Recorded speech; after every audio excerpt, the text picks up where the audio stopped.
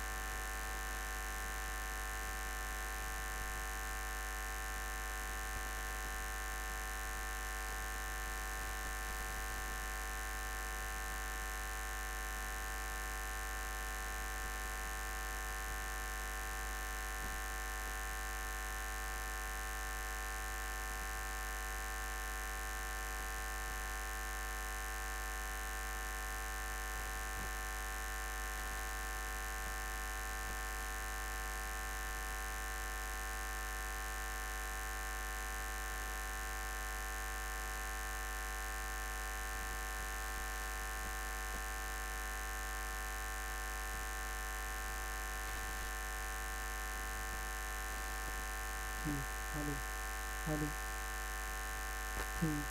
hello, hello.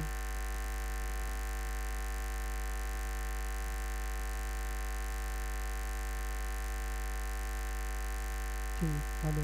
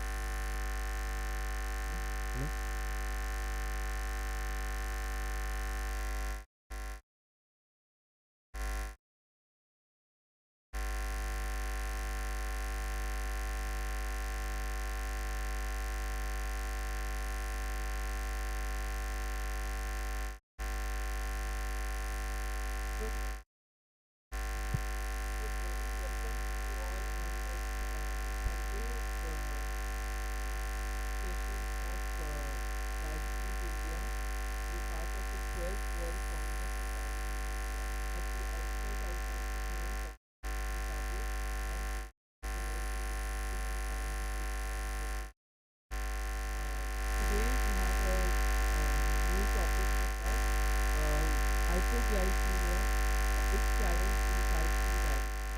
We all know that hypoglycemia is something that we relate and we are very apprehensive about what hypoglycemia can be in a type 2 diabetes, but in a type 1 it can be further more challenging. To address that, we have Dr. Pratap Jethani. Dr. Pratap Jethani is in MD Medicine and a fellow of RSSCI and Society in India. He is an executive member of RSSCI from 2020 to 23 and he is the chairman elect of Discharge Group of RSSCI.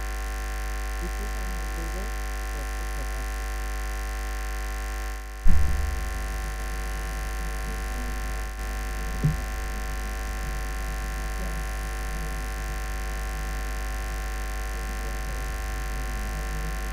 So, mic is on.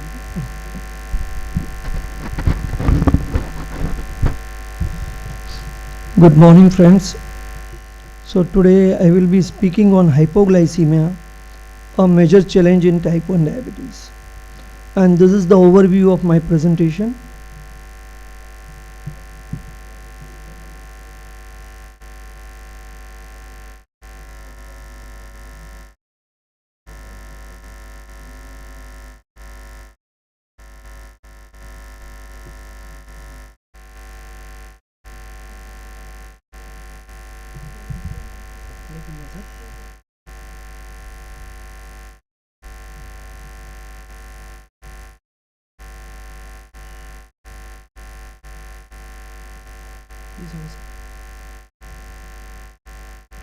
Screen देना.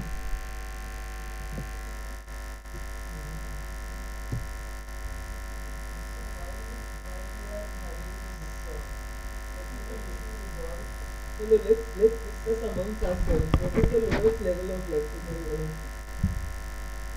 Explain that.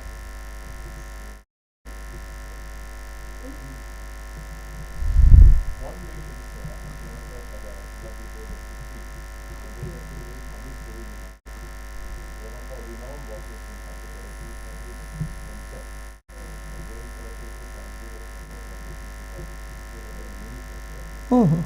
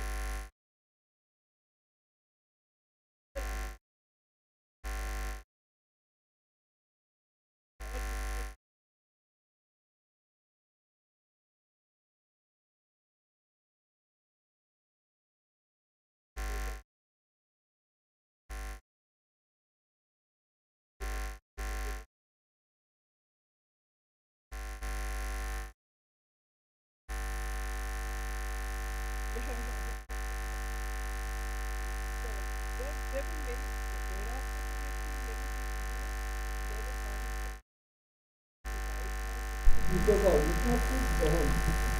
Injected glucagon, she woke up very quickly within the next 10 minutes and said, and we asked, would you like some tea?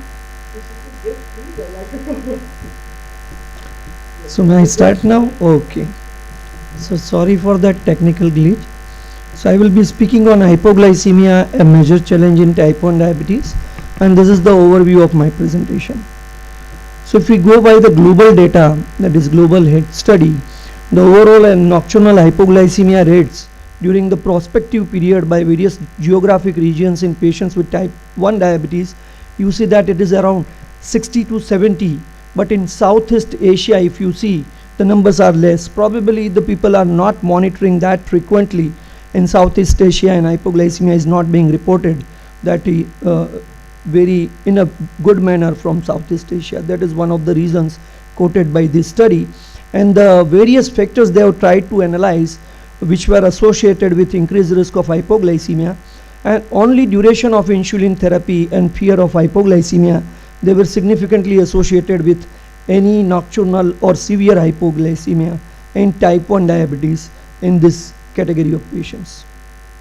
They have tried to find out, previously we were thinking that tighter the glycemic control, the risk of hypoglycemia will be on the higher side, but this data contradicts that fact, that even if the HbA1c is less than 7 or between 7 to 9% or more than 9%, the percentage of patients which are reporting hypoglycemia during the prospective period in type 1 diabetes, even if you see, it is almost same, and there was no statistically significant difference, and it was not related to the baseline HbA1c at the time of this study.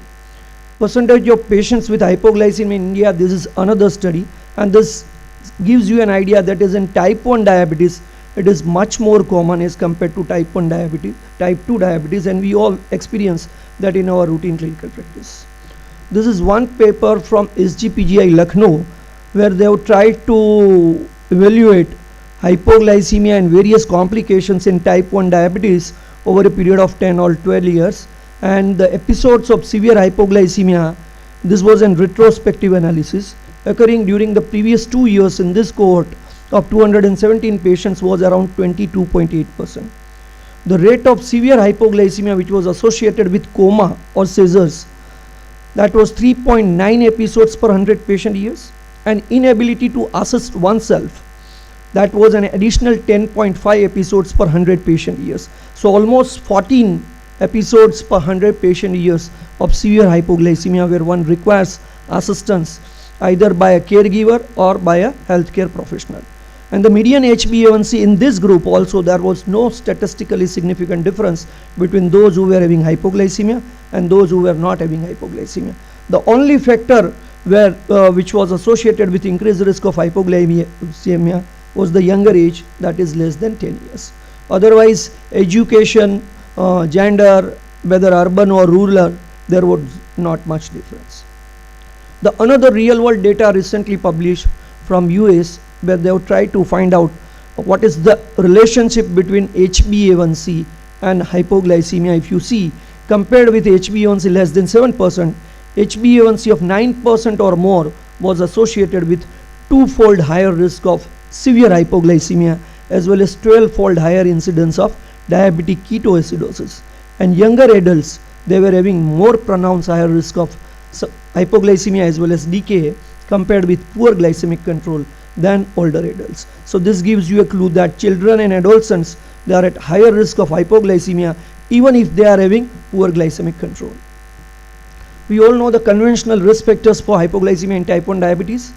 I will not go through this, but there are certain important risk factors, particularly in type 1 diabetics. And the first and foremost is irrational insulin prescription, and that we can avoid by educating all the people who are treating type 1 diabetes, whether it is government hospitals or primary care physicians or whoever is treating. By educating them, we can avoid this irrational insulin prescription. I will show you one example of that irrational insulin prescription. Sometimes the patient, they mismatch, they consider they instead of taking basal insulin analog, they take rapid acting insulin analog, or they take basal insulin analog 3 times and rapid at night. So that interchangeability, because both if you see physically you will not be able to identify which one is basal insulin analog or a rapid acting insulin analog. Both are clear. So if this happens, then this will also result in either increased risk of hypoglycemia or hyperglycemia. Same way U40, U100 mismatch will also result either in increased risk of hypoglycemia or hyperglycemia. And particularly in children who are having erratic eating patterns, and if you put them on regular human insulin, then the risk of hypoglycemia is very much pronounced. Lipo Hypertrophy is another reason. If the patient keeps on injecting in the areas of lipo hypertrophy, there will be erratic absorption, and then if you tell them to change site and you continue with same dose of insulin, then the risk of hypoglycemia will be higher. Unplanned physical activity and exercise, that is very common in children, and that is one of the risk factors for hypoglycemia in that young people.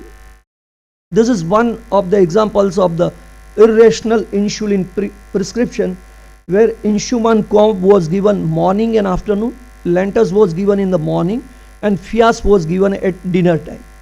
So I think we should all try to avoid the irrational insulin prescriptions, and we use more often basal bolus insulin, either with rapid acting insulin analog and basal insulin analog, or regular human insulin and basal insulin analog. Fear of hypoglycemia is also a very important factor, and this is definitely associated with treatment failure in not only in type 1 diabetes but also in type 2 diabetes. We all know the symptoms of hypoglycemia, so I will not go in details of that. We all know that when the blood sugar goes below 70, that is alert level 1 as per ADA newer guidelines or classification of hypoglycemia. Most of the people, they are usually asymptomatic, and they may require alteration in insulin dose or use, because this gives you an alert that this patient is at high risk of hypoglycemia, and you need to modify therapy, diet and exercise for the given patient. When it goes up to 54, I think it is level 2, and potential terms, they include serious, major, clinically significant. These were older terms which were used, but now ADA has very much standardized the definition of hypoglycemia, and this gives you a very good idea when you read literature, and if everybody has classified hypoglycemia in the same manner, then you will be able to have a better idea of that study. And when it goes below, whenever you require assistance by another person, then it is a serious hypoglycemia. And nocturnal hypoglycemia is between 12 to 6 in the morning. So one of the ways we can prevent or we can treat hypoglycemia, the important thing is education, education and education. And there is data to support that. This education improves hypoglycemia awareness. This is Hypo Aware, a brief, partly web-based psychoeducational intervention for adults with type 1 diabetes and insulin-treated type 2 diabetes and problematic hypoglycemia, and there was a significantly reduced odds of impaired hypoglycemia awareness in hypo-aware group compared to the control group. So education will improve this thing, and structured education also reduces risk of severe hypoglycemia and improve hypoglycemia awareness in type 1 diabetes. This is a UK Daphne audit where they are doing a 5-day course for adults with type 1 diabetes, and they educate them about adjustment of insulin dose according to carbohydrate intake and home blood glucose monitoring, and this definitely reduces the risk of hypoglycemia and improves hypoglycemia awareness. Insulin therapy is must, and insulin therapy is the cornerstone of management in type 1 diabetes. For reduction of hypoglycemia, one may use insulin analogs rather than a regular insulin. Basal insulin analogs, they reduce the risk of hypoglycemia, weight gain, and they are having better efficacy than NPH insulin or equivalent efficacy. Same way, rapid acting prandial insulin analogs, they are equivalent or better efficacy and lower hypoglycemia risk than regular human insulin. If we compare second generation basal insulin analogs, they have got similar glycemic control as first generation basal insulin analogs, but a lower risk of hypoglycemia. An insulin pump is recommended particularly in type 1 diabetics who are having recurrent hypoglycemia or hypoglycemia unawareness. There it improves glycemic control and reduces the risk of hypoglycemia. Also, there is upcoming evidence to suggest that CGM reduces hypoglycemia in patients with type 1 diabetes and hypoglycemia unawareness, because the people, they become more capable of recognizing low blood glucose values because they are unaware, and on CGM they will pick up more hypoglycemias. They will treat them so that their awareness level improve, and this will reduce the risk of further hypoglycemia in this category of patients. Technology can help us for reducing risk of hypoglycemia. If we are using CS as insulin pumps, then automated bolus calculations, low glucose suspensions, all these technological advances, they can help in reduction in the episodes of hypoglycemia in this category of patients. Better prediction with the help of algorithms which are using even structured glucose monitoring patterns that will give you an idea whether the patient is going to develop hypoglycemia or not.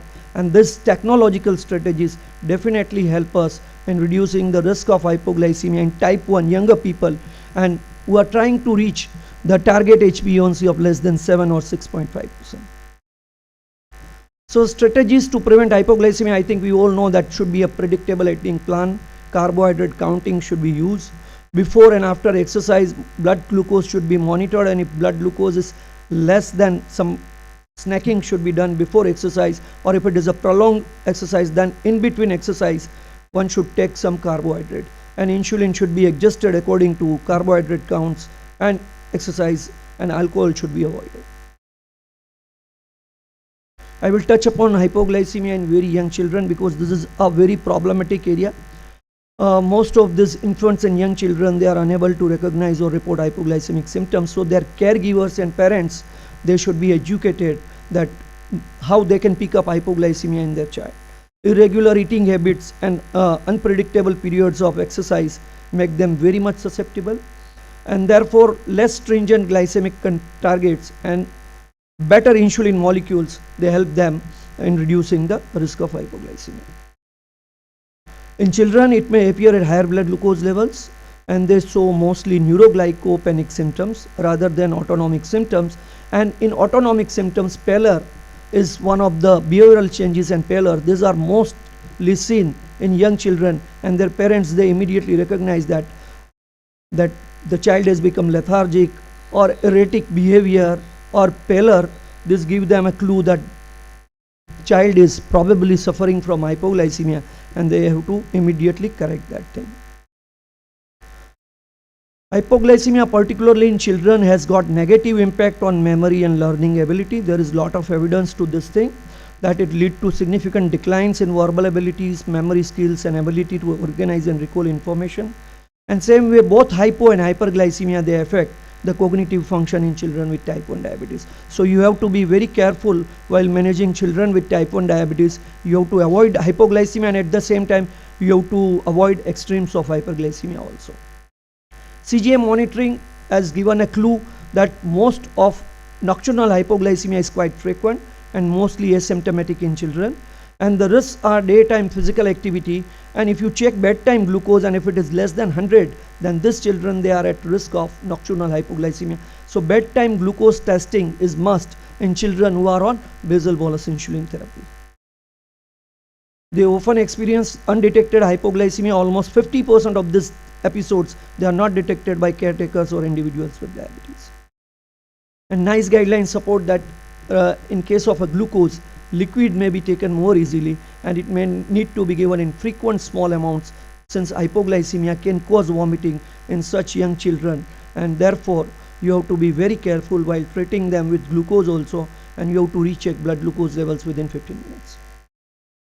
All of you must know, are knowing about this management of hypoglycemia. The only thing is the glucose amount which is used for children is 0.3 gram per kg body weight.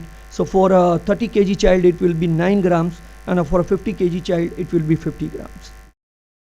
And in a hospital setting, intravenous glucose can be given, and glucagon is rather very much useful in children who are having severe hypoglycemia and who require assistance by caregivers or their parents. Insulin analogs, CGM and pump.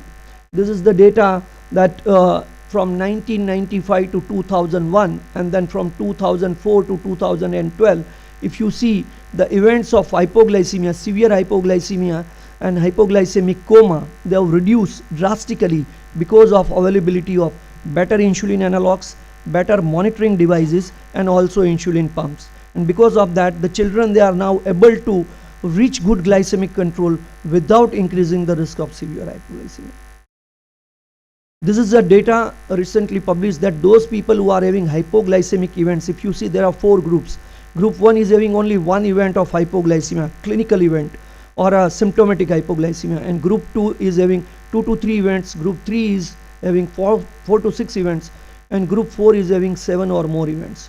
And if you see the fraction of asymptomatic hypoglycemia, it increases as the number of symptomatic hypoglycemia increases. Almost, if you see group 4, 87% is the fraction of asymptomatic hypoglycemia. So only 13% they are being reported, and 87% episodes they are not being reported by patients or clinicians, and they are only detected on CGMS. So those patients who are having frequent hypoglycemia, I think we need to put them on CGM and modify our therapy so that we can reduce the risk of hypoglycemia unawareness in that category of patients. Hypoglycemia unawareness, we all know that it is related to defective autonomic regulation, and you need to have a little bit less stringent targets. You have to avoid hypoglycemia so that the awareness improves and the further risk of asymptomatic severe hypoglycemia is reduced. This is the approach. I will not go in detail of that, but one important thing which I want to highlight, the hypoglycemia, whatever literature says, is that most of the time in children and young adults, the hypoglycemia, the amount of carbohydrate which was taken for treatment of mild to moderate hypoglycemia was twice the recommended amount. So this resulted in over treatment, and this resulted in an episode of hyperglycemia, which is also not good for type 1 diabetics. So I will say hypoglycemia is a major challenge because it is a double-edged sword. Hypoglycemia begets hypoglycemia, and recurrent hypoglycemia can result in hypoglycemia associated autonomic failure, resulting in impaired awareness, increased risk of severe hypoglycemia, and that will be detrimental to the patient. At the same time, it is also associated with over treatment and undesirable compensatory behaviors which result in episode of hyperglycemia, and that is also not good for the patient. So by educating patient, caregiver, family, as well as healthcare professionals, by advising them about proper diet and exercise counseling, by individualizing HbA1c targets, by using better insulin molecules, and by using better technologies for monitoring as well as for insulin delivery, I think we can provide better care to our type 1 diabetic patients and help them achieve their glycemic targets without increasing the risk of hypoglycemia, particularly severe hypoglycemia. Thank you very much.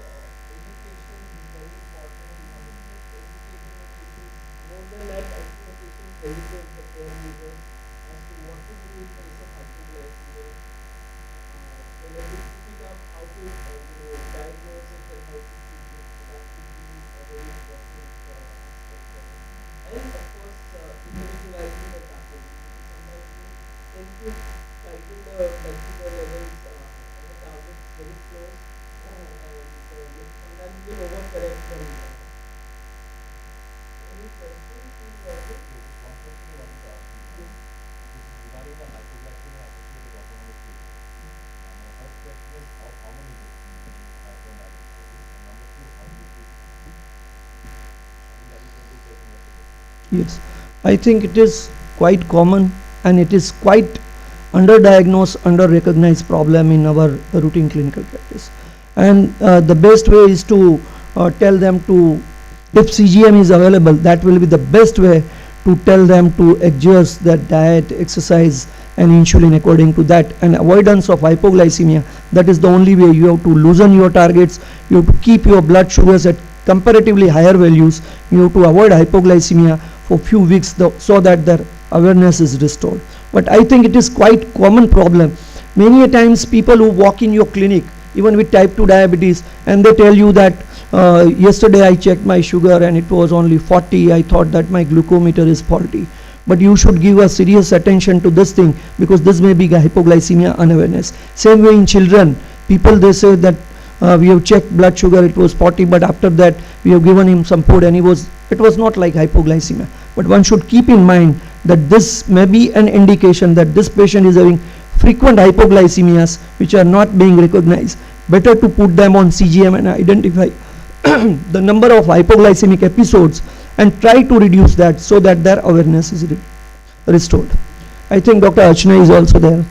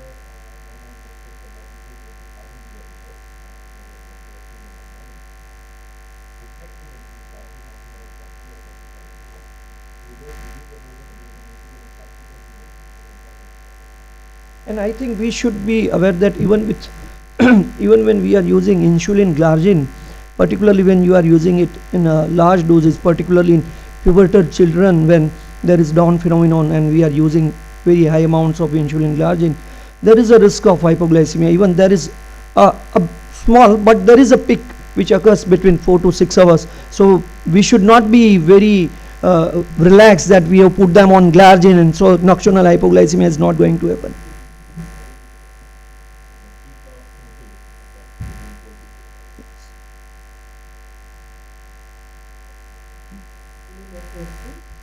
Thank you. So now we move on to the next topic.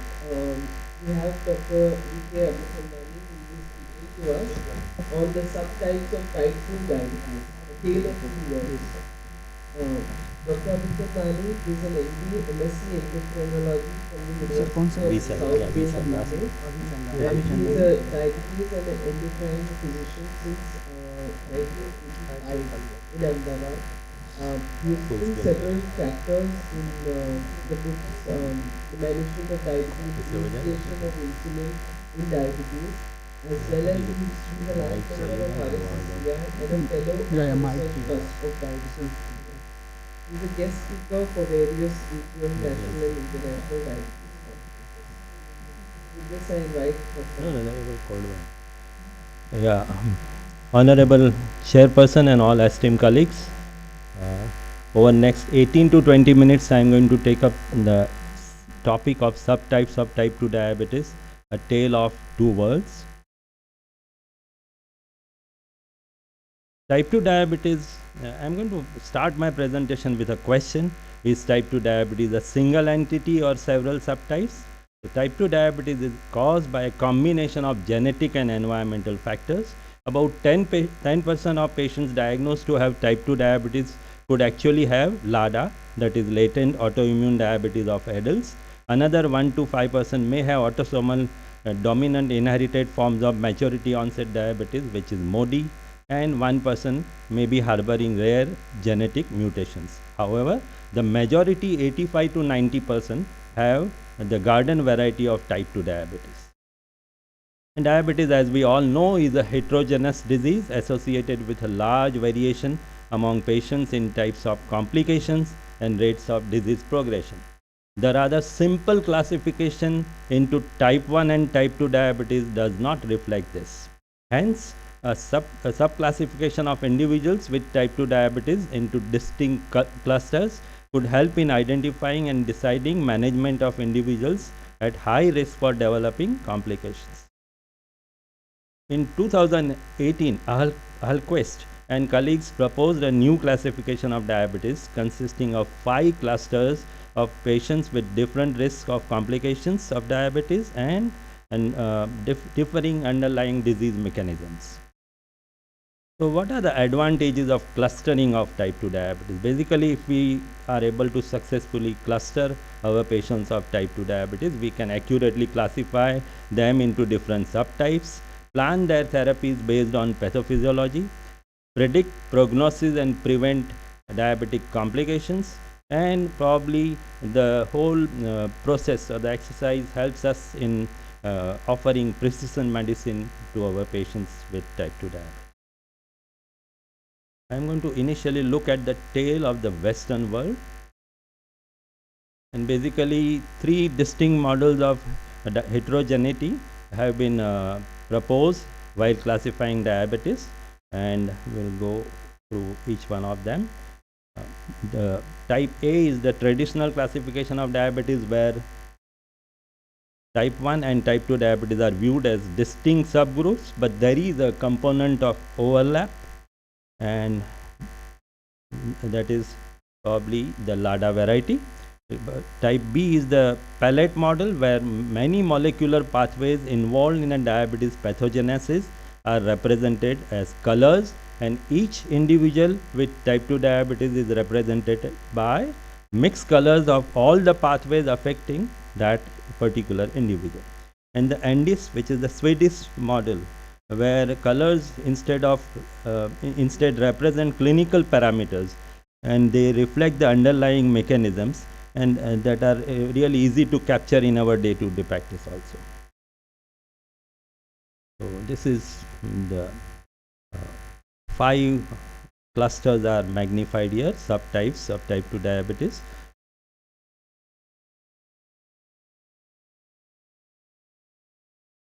So basically individuals were subgrouped using a data-driven approach based on 6 commonly measured variables known to reflect central disease mechanisms. They are age, BMI, HbA1c, GAD antibodies, GAD antibodies, and homeostatic model assessment of the beta cell function of insulin resistance. These were the 6 parameters used, and the clustering resulted in 5 subtypes. First is severe autoimmune diabetes, that is SAID, severe insulin deficient diabetes, that is SID, and mild obesity associated diabetes, that is MOD. You have severe insulin resistant diabetes, that is SIRD, and then mild age related diabetes, that is MARD.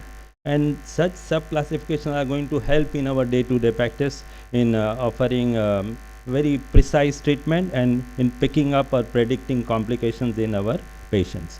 And at the same time, the clusters do help in research work, may it be genetic based, or looking at further mechanisms of the disease, or planning appropriate clinical trials. So 6% of the NDIS cohort, around 8,980 patients, were GAD antibody positive, and they were classed under the cluster SAID, severe autoimmune diabetes, with GAD positivity, low insulin secretion, poor metabolic control, and remaining 4 clusters had GAD antibody negativity, and they were classified on the basis of HbA1c, HOMA-B, HOMA-IR, BMI, and age. So 18% conformed to severe insulin deficient diabetes, where there was low insulin secretion, poor metabolic control, increased risk of retinopathy and neuropathy.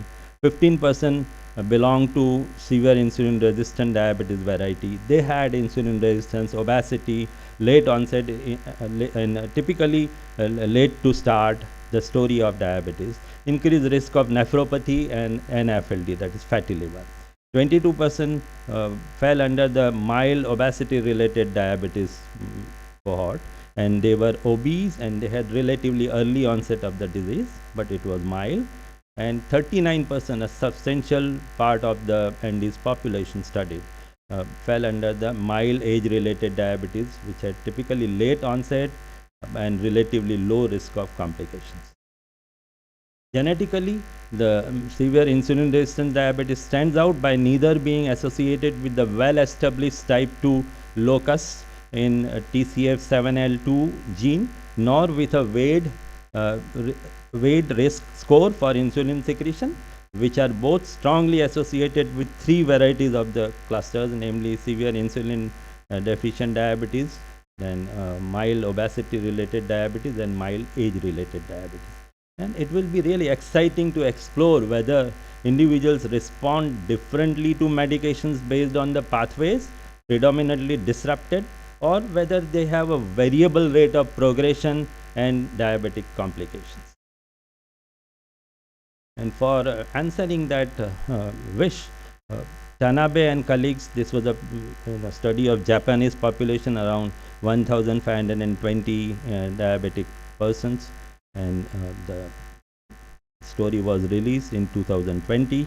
If you see, we need the marker, yeah, the diabetic retinopathy and what were the factors associated with occurrence of DR. So diabetic retinopathy was very common in SAID, that is severe autoimmune diabetes, and contributing factor was a low EGFR.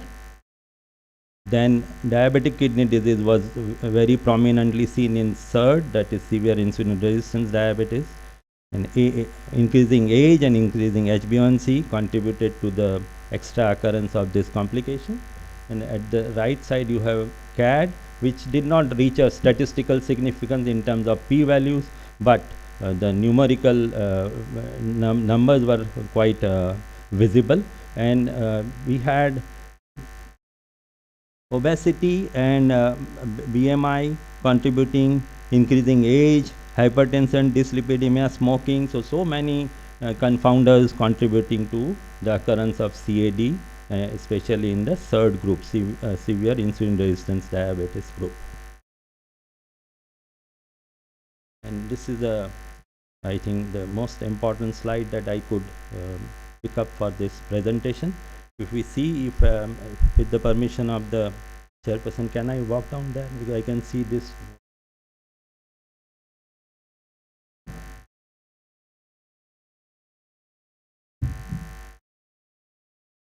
We'll start at the right hand. State, that is severe autoimmune diabetes. We will expect these patients to be on multiple daily or continuous injections of insulin. They are going to experience hypoglycemia. Then we have cluster 2, which is severe insulin deficient diabetes. They face a plethora of complications like neuropathy, retinopathy, ketoacidosis, and they are frail and may develop pathological fractures. They may initially do well with sulfonylurea or glenide plus the metformin combination, but typically they will require early insulinization, and they are also at the risk of experiencing hypoglycemia. Next we have cluster 5, which is mild age-related diabetes. Elderly population is obviously going to be more frail, susceptible to developing fractures. They have mild cognitive insufficiency, atherosclerosis, atherosclerotic cardiovascular disease, heart failure, atrial fibrillation. They may do well with DPP-4 inhibitors and metformin, but we need to be pharmacovigilant. At the top is the advice. We have to check their adherence, their activities of daily living. We need to shed our clinical inertia very judiciously with this patient, otherwise they can experience hypoglycemia because they are on multiple other therapies. And next is cluster 4, which is mild obesity related diabetes. Typically these patients will have more NAFLD. They will respond well to bigonides, SGLT2 inhibitors, DPP-4 inhibitors, GLP-1 receptor agonists, oral or injectable. And if we do well, if we control their weight, diet and exercise, we can push them to normal glycemia. At the top is cluster 3, which is severe insulin resistant diabetes. We take such patients in our practice very frequently. They can have diabetic ketoacidosis, that is diabetic kidney disease, NAFLD, NASH, ASCVD, heart failure, and atrial fibrillation. They will also do well with metformin, SGLT2 inhibitors, PCD in modest doses, GLP-1 receptor agonists, injectable or oral, and they may again require multifactorial therapy because of lipids, because of blood pressure, weight control, and a few of them might require metabolic surgery. These new diabetes subgroups were also explored in the GDS, which is German Diabetes Study, 1105 patients who were followed up for 5 years. The severe insulin deficient diabetes patients, which amounted to 3% of this population, showed higher prevalence of diabetic sensory motor polyneuropathy and cardiac or autonomic neuropathy at diagnosis in this particular GDS cohort. This finding suggests that insulin deficiency could play a key role in the pathogenesis of retinopathy and neuropathy, and raise the question as we enter or we are celebrating 100 years of insulin. So this important question is raised whether SID, that is severe insulin deficient diabetes patients, would benefit from early intense insulin therapy for the prevention of retinopathy and neuropathy. So can the Scandinavian clusters be replicated in other populations? This was first searched by John Dennis and colleagues, and they assessed the clinical utility of the newly proposed diabetes clusters. They analyzed two large RCTs, that was adopt and record, and that randomly assigned patients with newly diagnosed diabetes in adopt or established diabetes in record to metformin, SU, and PGD therapy. The researchers compared the utility of the diabetes clusters with routinely available clinical variables by assigning patients to a cluster and assuming equal risk and treatment response in each cluster, or using specific clinical variables of individual patients to predict risk of diabetes complications and response to treatment. And this important study found similar clusters in adopt and recall trials as in the original Scandinavian diabetes cohort. But they found differences in the rates of worsening of glycemia and risk of CKD across the clusters. However, the clusters did not outperform routine clinical variables. These people had two arms. One was using routine clinical variables, and second was the actual cluster. So clusters did not outperform clinical variables in explaining the proportion of variation in disease progression. And a greater HbA1c response was observed with TCT in patients with insulin resistant diabetes, that is cluster 3 in this particular study, and with SU in patients who had mild age-related diabetes, that was cluster 5. Authors professed that models that incorporated simple clinical features were better in selecting and predicting therapy than was a cluster approach that assumed that all individuals within the subgroup responded similarly. So the search for ideal classification really is going on. We need to have further studies that can to assess whether clinical variables will outperform a cluster-based approach, especially when we want to analyze incidence of renal or cardiovascular outcomes. And there is already a plethora of ongoing research in this area, which will probably help us offer more personalized medicine in our daily diabetes care practice. That is a tongue-twisting name. This particular author and his colleagues attempted a validation of the subtype and assessed their association with diabetes complications in PO, leader, and sustain 6, 3 of the recent CVOT. Instead of de novo clustering, they use Andes as a reference to assign study participants into clusters based on only 3 parameters: age at diagnosis, HbA1c, and BMI. So they identify the highest risk of CV events in clusters of participants with high HbA1c, low BMI that very closely resembled SIDD, diabetes, but they also could not replicate the increased risk of kidney disease in the cluster B, which was quite closely resembling severe insulin resistance diabetes. The story tells us that still that particular classification is not applicable universally. And that is why our Indians have also contributed a lot. Are the Scandinavian clusters replicable in Indian population? The first study came from Eastern India, and Dr. Paul and colleagues, they applied Scandinavian 5-point classification of diabetes to Indian cohort, a very small group of patients, 64 patients, 41 males, 23 females, and according to this classification, 10.9% of subjects had severe insulin deficient diabetes, 26.6% had insulin resistant diabetes, 31.3% had mild obesity-related diabetes, and 4.7% had mild age-related. What was missing was stage. There was not a single case falling under severe autoimmune diabetes category. And in fact, 27% of the total 64 patients remained unclassified, and that is why this authors also, in the final summary statement, they felt there is a need for modifying or devising a new cluster for Indian population. In fact, average HbA1c of seed and served groups were higher than study average, and in the unclassified group, HbA1c was lower than the average overall average of HbA1c. Urine ACR was higher in the mild obesity-related diabetes group. So these are all,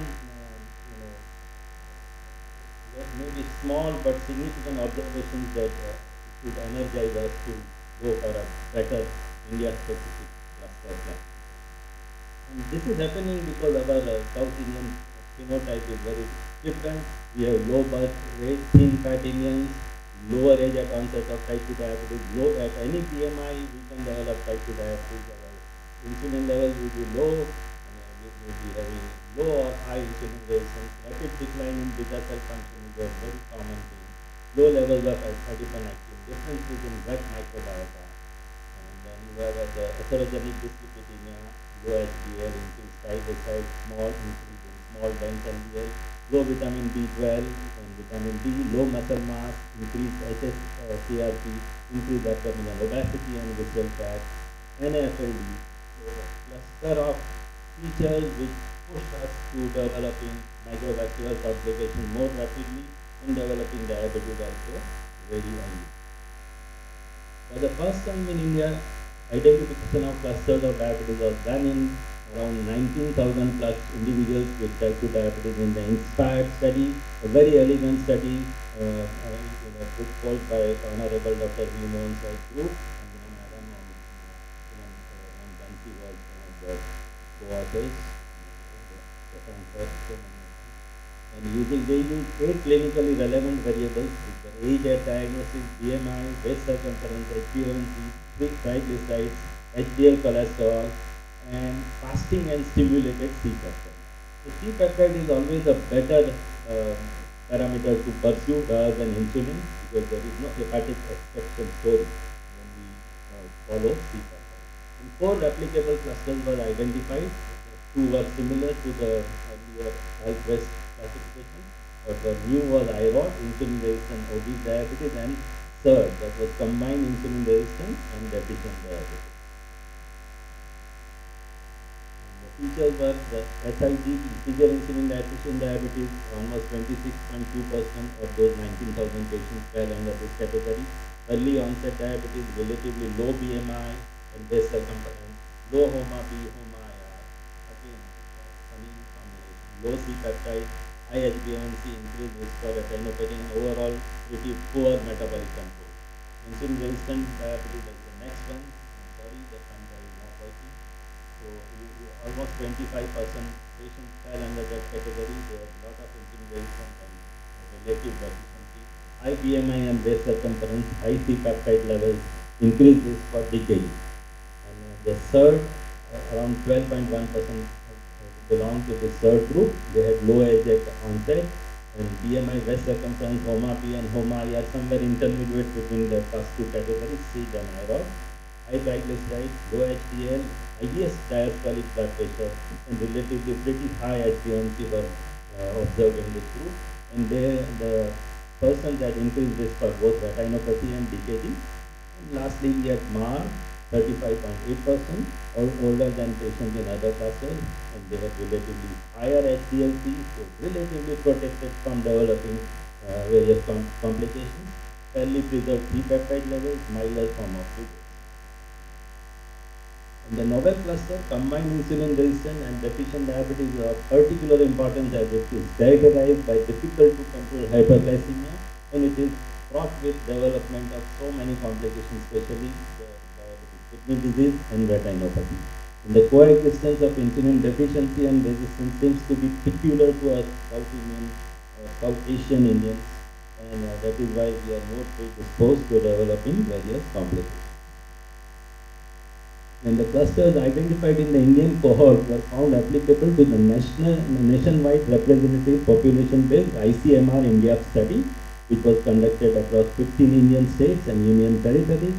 In the India population, 34.8% of the total persons were in the MAR, that is mild age-related cluster, 30.3% in the IROD, insulin-resistant obese diabetes cluster, 24.7% in severe insulin deficient diabetes, and 7.6% in the third cluster. So in summary, ladies and gentlemen, further studies would help us to define the usefulness of these clusters of type 2 diabetes, particularly in the Indian scenario, with respect to selection of appropriate therapies and hopefully in the prevention of complications of type 2 diabetes. Thank you very much for your patience.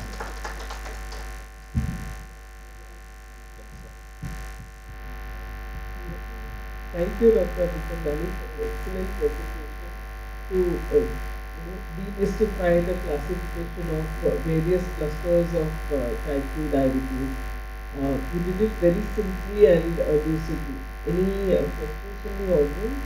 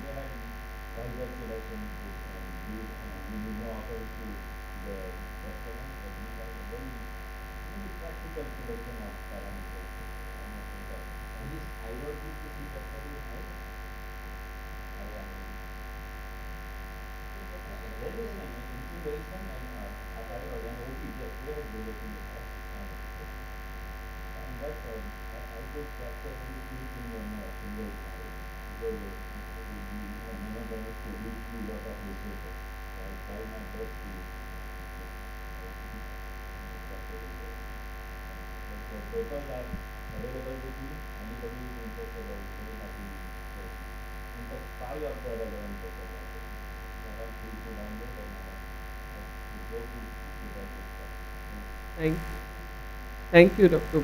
Abhichandani, for an excellent presentation. With this, we now move on to the next topic, promises and pitfalls of diabetes remission. Dr. Sujoy Majumdar, I would like to invite you to give this talk. He is the Honorary Head of Department of Diabetology at the GD Hospital and Diabetes Institute in Kolkata, Senior Visiting Consultant Endocrinologist at the Peerless Hospital in Calcutta. He is an MD, MRCP, FRCP, Dublin, London, and an MACE USA, and a gold medalist in MD. He has written 3 chapters on managing diabetes and endocrine conditions. And of course, now the new buzzword is diabetes remission, and everybody talks about it. So let's see about what are the promises and the pitfalls. Thank you, Dr. Latika, for such kind words. In fact, yes, thanks for getting it on time. Yep. Right, so basically, we all grew up with this concept, even from our medical school days, we grew up with this concept, and this concept still lingers on, that diabetes is an irreversible disease. Once you have it, you have it. Basically, that's why the concept was that you try to prevent the diabetes, try to arrest the diabetes in the pre-diabetic stage, and so that it does not progress any further. But what about somebody who has already developed a full-fledged diabetes? So this first thing, that this person with a full-fledged diabetes, they could actually reverse it, the initial positive signals started coming after the bariatric surgery. This was way back in 1999 when some of these first bariatric surgeries done by the Italian group. It actually showed that even in these patients with diabetes, even in the first 1 or 2 days after the surgery, these people who are on a big dose of insulin, the insulin requirement almost came down to zero. So that was one of the first things which suggested that diabetes remission could actually take place. And there was a huge, I should say, a huge uproar was raised and a huge amount of excitement was created. Then came that Shapiro's islet cell transplants, and where they actually showed that even in type 1 diabetes, you could completely stop these people from being insulin dependent. So everybody was excited, everybody was, very highly impressed by what was happening, but then started coming the pitfalls. So what I'm going to take you through the next 15 minutes through this. So I do not have any conflict of interest. And when we're talking about remission of diabetes, what is it anyway? The definition is very simple, that reversing diabetes is a term that usually refers to a significant long-term improvement in the insulin sensitivity in people with type 2 diabetes. Actually, this word reversal has mainly been used in type 2 diabetes, but for the sake of discussion, we'll talk about also in type 1 diabetes. And people with type 2 diabetes that are able to get the HbA1c below 6%, this was the sort of a criteria, without taking diabetes medications, are said to have reversed or resolved the diabetes, and this is also known as putting diabetes into remission. So that is remission and reversal. But there is again another small difference, and what is that we're going to talk about right now. So in August 2021, in the consensus statement of ADA, they came up with this sort of a guideline. I'm just trying to pull in the consensus statements of the different August bodies. Well, the first and foremost thing, the exact criteria is still debated. And most agree that HbA1c less than 6 months for at least 3 months without use of any glucose lowering medication is the remission or temporary reversal. Patients have to be monitored at least once annually.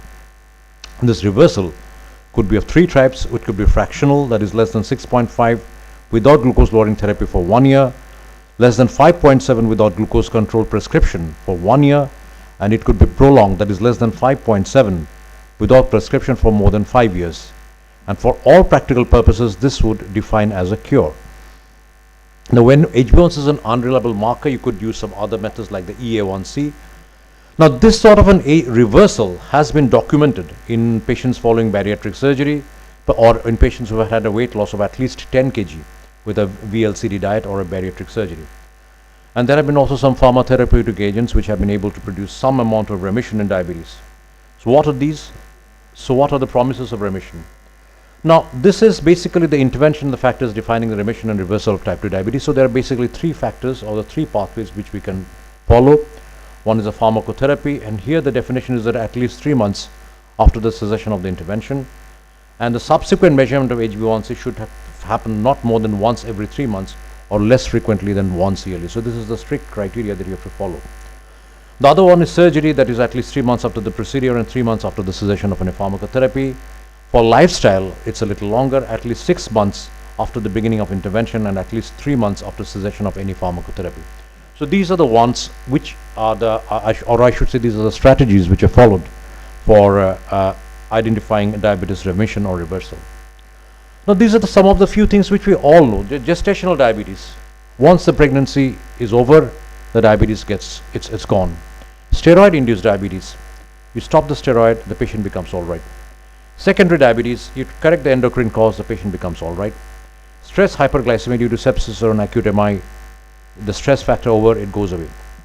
And these things are usually the last 2, for example, the steroid induced diabetes and the stress hyperglycemia is usually due to increased insulin resistance that reverses with the treatment of the causative factor. And as soon as that factor is corrected, we expect the things to become alright. And an unexpected reduction of body weight is something which has also been shown to reverse diabetes, either by the patient himself or through any other methods. So what are the promises that we are talking about? So this was one of the studies which showed, this was a Chinese study. Now we know anything Chinese, we have to take them with a pinch of salt. But again, this was a Chinese study, not a big study, around 380 patients. Patients divided into 3 groups. They were newly diagnosed type 2 diabetes patients and given this intervention. So one was the oral glucose lowering therapy, one was a multiple dose insulin injection, and the third one was the CSII, the continuous subcutaneous insulin infusion. So the remission rates, these patients were followed up for more than 1 year, and what they found out was that in the first group there was a 26.7% remission, but in the last group, that is CSII, there was a complete remission in more than 50% patients, and this was the thing which actually got everybody interested. And what was noticed was in the last two groups, the people who were on either multiple dose injections or in the continuous subcutaneous insulin infusion, the first phase insulin response, which is one of the hallmarks of a functioning beta cell, this was preserved in these two studies. Afterwards, there have been several meta-analyses on this short-term insulin therapy as a way of reversal of diabetes. So this is a meta-analysis that I'm presenting here. It showed that the drug-free remission was around 66% at 3 months, around 59% at 6 months, but then gradually, the more the duration, the less number of people were in the remission stage, which obviously first time raised this question that this remission is not permanent. It is probably going to come back. And all but one study showed that an improvement in the beta cell function, as assessed by the homeostatic model assessment, it's definitely there. So the beta cell function did improve with this treatment, and there was a significant insulin resistance reduction was also shown by this same method. So this was, but at least this raised this issue that it is definitely, I should say, there is a substantial reversal of diabetes in a large number of patients. These are the proposed mechanisms: beta cell dedifferentiation to progenitor cells, strict monitoring and normalizing blood glucose by the insulin therapy, and restoration of the drug responsivity. So these were all pathways. And some other drugs which were also shown in subsequent studies to actually contribute to the remission of diabetes: GLP-1 receptor analogs. There have been studies with SGLT2 inhibitors, some questionable studies on metformin, and again effects of weight reduction with drugs like orlistat. This is the million-dollar question: can testosterone replacement prevent diabetes progression or reverse type 2 diabetes? Just about a year ago, when we presented our consensus statement on the testosterone replacement in type 2 diabetes with functional hypogonadism, I came across this paper. This was known as the T4DM study, which was basically testosterone in diabetes trial. So basically what is a known fact is that men with low testosterone have an increased insulin resistance, which is one of the root causes of type 2 diabetes mellitus. And testosterone replacement for 2 years in this particular trial, the T4DM trial, they showed that it significantly reduces the visceral fat, increases the muscle mass, and reduces the incident type 2 diabetes, and it can also reverse the DM. And this is the hard evidence you can see. Please look at on your right side of the panel, and you can see in this group of people, around 31% patients of type 2 diabetes had diabetes at the end of 2 years period, whereas around 45% of the people on placebo. So obviously, compared to placebo, there was a significant reduction in the incidence of diabetes following testosterone replacement therapy. And if you really have to think about reversing diabetes, again, the data is just restricted to only 2 years. I'm not aware of what happened because this paper came just out in last year, so they need a longer study to find out what exactly is happening in such patients. So because this is exactly where the glimpse of hope has always been there with the reversal strategies, the initial 1 or 2 years very bright, but then actually becomes less and less encouraging.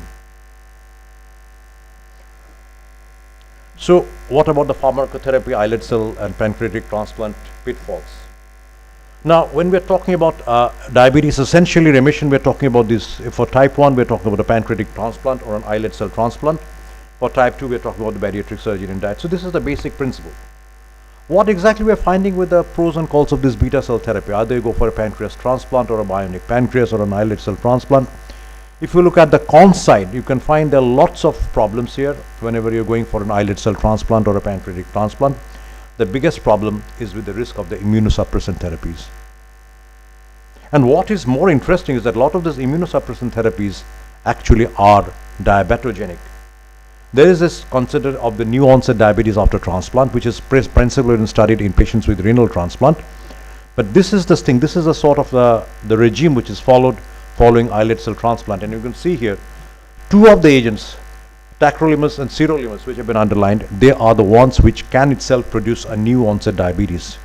So it's a self-defeating of the reversal of diabetes. You're giving an islet cell transplant, but just to preserve that islet cell, you have to continue the patients on these immunosuppressants. The net result is a reversal of this diabetes. So what the ADA in 2021, it suggested, came that given the this was a comment from the ADA 2021, that given the potential adverse effect of immunosuppressive therapy, pancreas transplantation should be reserved only for patients with type 1 diabetes undergoing a simultaneous renal transplant, with and particularly for those with recurrent ketoacidosis, severe hypoglycemia giving intensive glycemic management. In other words, in a type 1 diabetes patient where even giving a continuous insulin infusion cannot prevent the episodes of DKA, these are the patients who should be subjected to an islet cell transplant. So this guideline has become very clear now. And not only that, if you look at this particular data of the islet cell allotransplantation, this is basically from several countries, from Australia, the United Kingdom, and from the NIH. And what we can see here, that there is an attrition. If you look at these figures very carefully, there is an attrition of the insulin dependence with time. Available series suggest that between 10 to 15% patients, or approximately half of the rates, it is achieved. It goes down, and you can see here, this is the areas which is very important. Insulin independence after 1 year, practically non-recordable in a large number of studies. Some of them have shown maybe 50%, but it's very not at all consistent. There's a complete lack of consistency, and it is not even worthwhile. So for previously non-diabetic patients undergoing a 70 to 80% pancreatic resection, even if you give them this sort of a pancreatic transplant or an islet cell transplant, it's not going to sustain. So that's why that's a sort of a, I should say, death nail on the reversal of diabetes following the transplant. What about bariatric surgery and reversal of diabetes? What are the promises? So basically, this was a retrospective study done on 89 obese type 2 diabetes patients undergoing bariatric surgery from 2009 to 2011. Mark this timing. Till 2015, we were very optimistic that reversal of diabetes could take place, but not so much anymore now after 2015. So this inclusion criteria was an HbA1c more than 6% and an HbA1c value measured 3 months after surgery. And post-operative HbA1c values within the first 2.5 years after surgery, with the median range being 11 months, with the range being 3 to 29 months. And reversal was diagnosed as an achieving a post-operative HbA1c less than 6.1%, and the diabetes duration was grouped as short, less than 4 years. So that was a pre-existing duration of diabetes, less than 4 years, between 4 and 8 years, and more than 8 years. So this is how they were sub-classified into it. Now, what were the results? Overall, around 48% patients were able to achieve a remission of HbA1c less than 6 years, and patients achieving more than 25 kg loss, 61% had diabetes reversal, less than 25 kg, 41%. So weight loss was definitely something which was directly proportional to the changes in the HbA1c, and this remission in 62% patients was less than 4 years in diabetes of shorter duration, 56% with a medium duration of diabetes between 4 and 8 years, and 26%. So obviously this was another factor. The lesser the duration of the diabetes, the more the chance of the reversal. So this was a sort of thing, and this degree of achieved weight loss appeared to have been an important contributory factor here. And the results you can see here, I'll not get you through this, but you can see here there was a substantial weight loss and a direct reduction of the HbA1c and the sort of remission that we are talking about. What about the lifestyle modification, the reversal? This was a look-ahead trial which was published, I think, last year. It's a randomized control trial on more than 5,000 overweight patients of overweight or type 2 diabetes. And the target was weight loss of more than 70%, 7% at baseline, and increased physical activity of at least 175 minutes per week of moderate activity. The calorie target was around 1200 to 1500 calories per day for patients weighing less than 250 pounds, and 1500 to 1800 calories for patients weighing more than 250 pounds. Fat should constitute less than 30% of the calories, less than 10% from saturated fat, minimum of 15% calories for protein, and the initial duration was 4 years, further follow-up for 4 years. And you can see here the data from the look ahead, what it suggests. For the first 12 months, there was a substantial reduction of weight and a substantial reduction of HbA1c, even to the point some of these tips actually dipped below 6.1%. So you can see, we could say that this was probably a reversal, but lo and behold, after 6 months it started climbing back again. So obviously the look ahead or the diet reduction, it did not give to the solution. So if we review these pitfalls again in type 2 diabetes, the bariatric surgery and the diet that we are talking about, look at the criteria eligible people for the bariatric surgery. Even if I assume that bariatric surgery is a successful way, what about the selection patients? in most of the studies, they included patients who were young, more than 65 years. Some of them were not even fit for bariatric surgery. They did not even fulfill that criteria. And a lot of them had contraindications for bariatric surgery. So most of this bariatric surgery data is not, I should say, very perfect data in that sense, because it showed a lot of discrepancies in the inclusion criteria. And what suggests, this was a damning statement from the ADA 2021, that available data suggests an erosion of diabetes remission over time. 30 to 50% or more of these patients who initially achieved remission of diabetes subsequently experience a recurrence. So that's the bad part of the story. Another meta-analysis comparing the bariatric surgery versus medical obesity, and this was the net outcome. Obviously, with bariatric surgery, the diabetes remission is more. It is much less with medical. But again, as you can see, it's not sustainable. It doesn't remain in the same range. Another study which looked at the very low and the low calorie diets, and what you can see here is that remission that is less than 6.5% diabetes and no diabetes medication at 12 months, the figure was absolutely non-significant.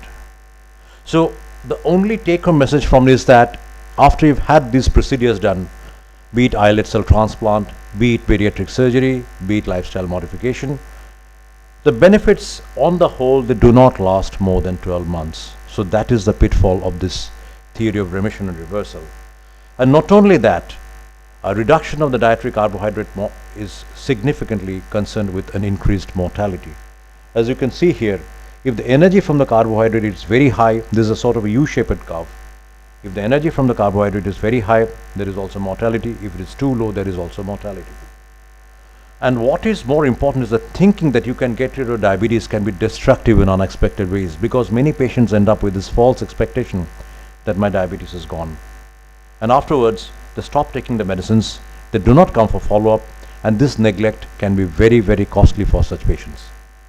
So the final take-home message from the ADA Consensus 2021, the terms used to describe a sustained metabolic improvement in type 2 diabetes to nearly normal levels should be remission of diabetes and not reversal of diabetes. So this is the first and foremost thing.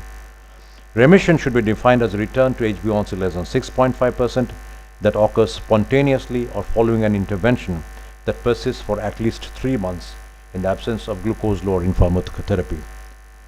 It's a good idea, it's an encouraging idea, but patients should not lose or they should not actually miss this conception that diabetes can come back again, and it usually does in the majority. And when HbA1c is an unreliable marker, we can use other methods like the E1C calculated from CGM values as an alternative criteria. Testing of HbA1c to document a remission should be performed just prior to an intervention. So if the patient is going for a bariatric surgery, you should check the HbA1c before the surgery and at least 3 months after the initiation of the intervention and withdrawal of any glucose-lowering pharmacotherapy. Subsequent testing to determine any long-term maintenance of remission should be done at least yearly thereafter. We can only say the patient has gone into reversal. I'm not saying this reversal doesn't happen, but it doesn't happen in the majority. So together with the routinely recommended mechanisms, they should be monitored at least once every year. And reversal of diabetes remains a distant goal till date. That's the unfortunate take-home message. Thank you very much. Thank you, Dr. Sridhar, for the excellent presentation on the reversal, remission of diabetes, the pitfalls. A lot of times, yes, as you said, people get complacent. They think that they have hit a kind of a rewind button and probably gone into reversal, and then they are in that false sense of feeling that yes, they're probably rid of diabetes, so to say. But actually over a period of time the kilos come back again, and they're actually fast forward into presenting back to the diabetologist with some complications or the other. So thank you for an excellent presentation. Any questions?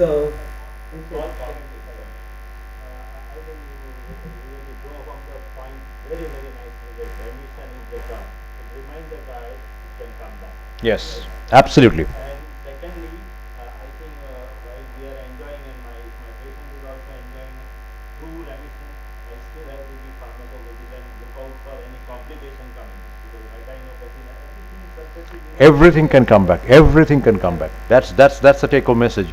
that if the patient gets a remission, that's a good news, but there's no need to jump around about it. Yes, there have been studies. I mean, for the sake of for the sake of time, I did not go into those studies because that would make it a 30 minutes presentation. There have been studies on that, but again, with the GLP-1 and the SGLT2, this reversal concept, there has been some definitive hard paper. With metformin, unfortunately, these studies have actually not shown a very significant. Some of them have shown results. It's very inconsistent results. There have been studies on metformin given for, I mean, people have been in long-term metformin, so the weight came down. They stopped taking the metformin. And we do come across such patients in our day-to-day practice. We often come across patients who have been prescribed metformin before, and they have stopped metformin after that. But again, you cannot be 100% sure that these patients will not have a diabetes, recurrence. There can be no way you can be sure.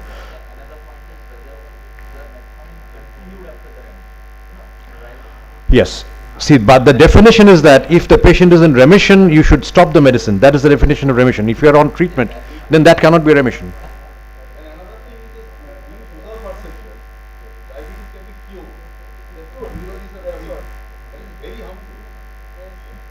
And we are getting a lot of these Ayurvedic preparations. I'm sorry to use the word, and some of these schools of yoga, I better not take any names, who are propagating these misconceptions. I remember years ago seeing a person who was earlier well controlled, then disappeared, did not follow up for a couple of years, and came back with gangrene of the foot. And then we asked him what happened, and he said, "No, my diabetes was cured. I was fine." And so stop all medications and unfortunately, yeah, the complications will stop. For the paucity of time, you did not read through the whole slide. You had a case, one of your own cases where you lost a female patient in one of the slides because she was under the wrong idea. Yes, it's not my it's basically taken from an ADA letter. It's not my patient. It's not my patient, but it's an ADA letter. Yes, I didn't go through those because this is a very common scenario. Forget remission, patients becoming blood glucose becoming all right. Lot of patients stop taking the medicine. That's the bottom line. And I think that was the worst case than the one he shared, gangrene who was in that.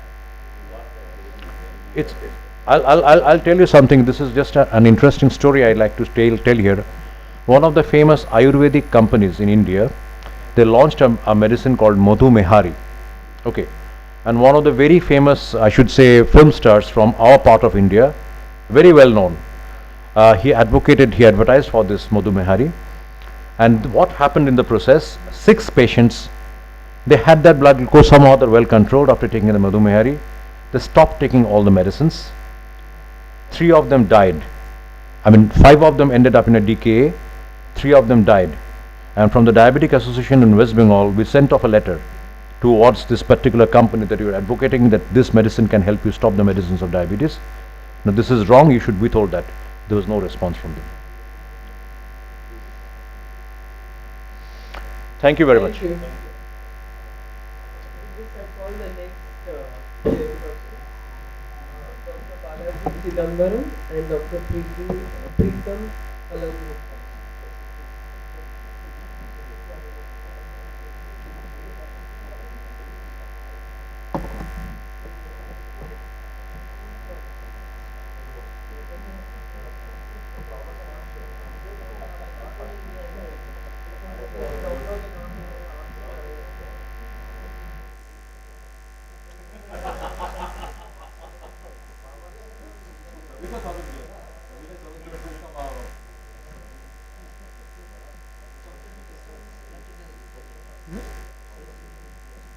देता कौन सा ये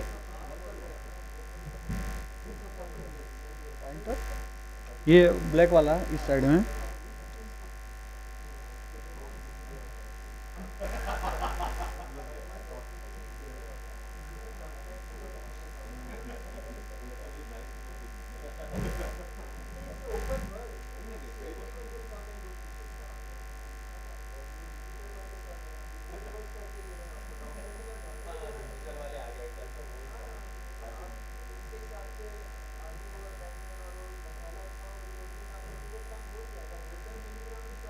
No, no.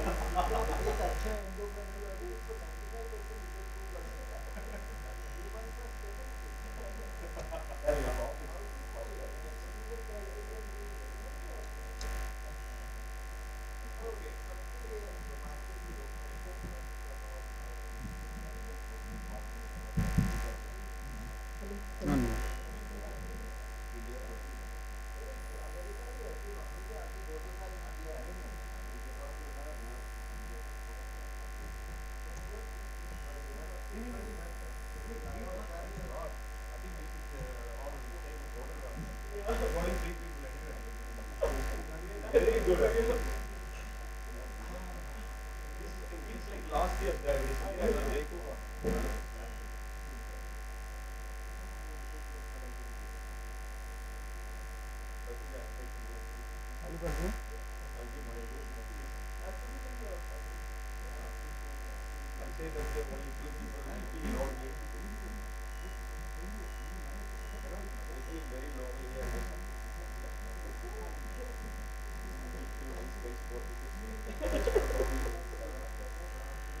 Hello everyone. So today we are in the Type 1 Diabetes Symposium, and today we have with us Dr. Sudesh Damodaran.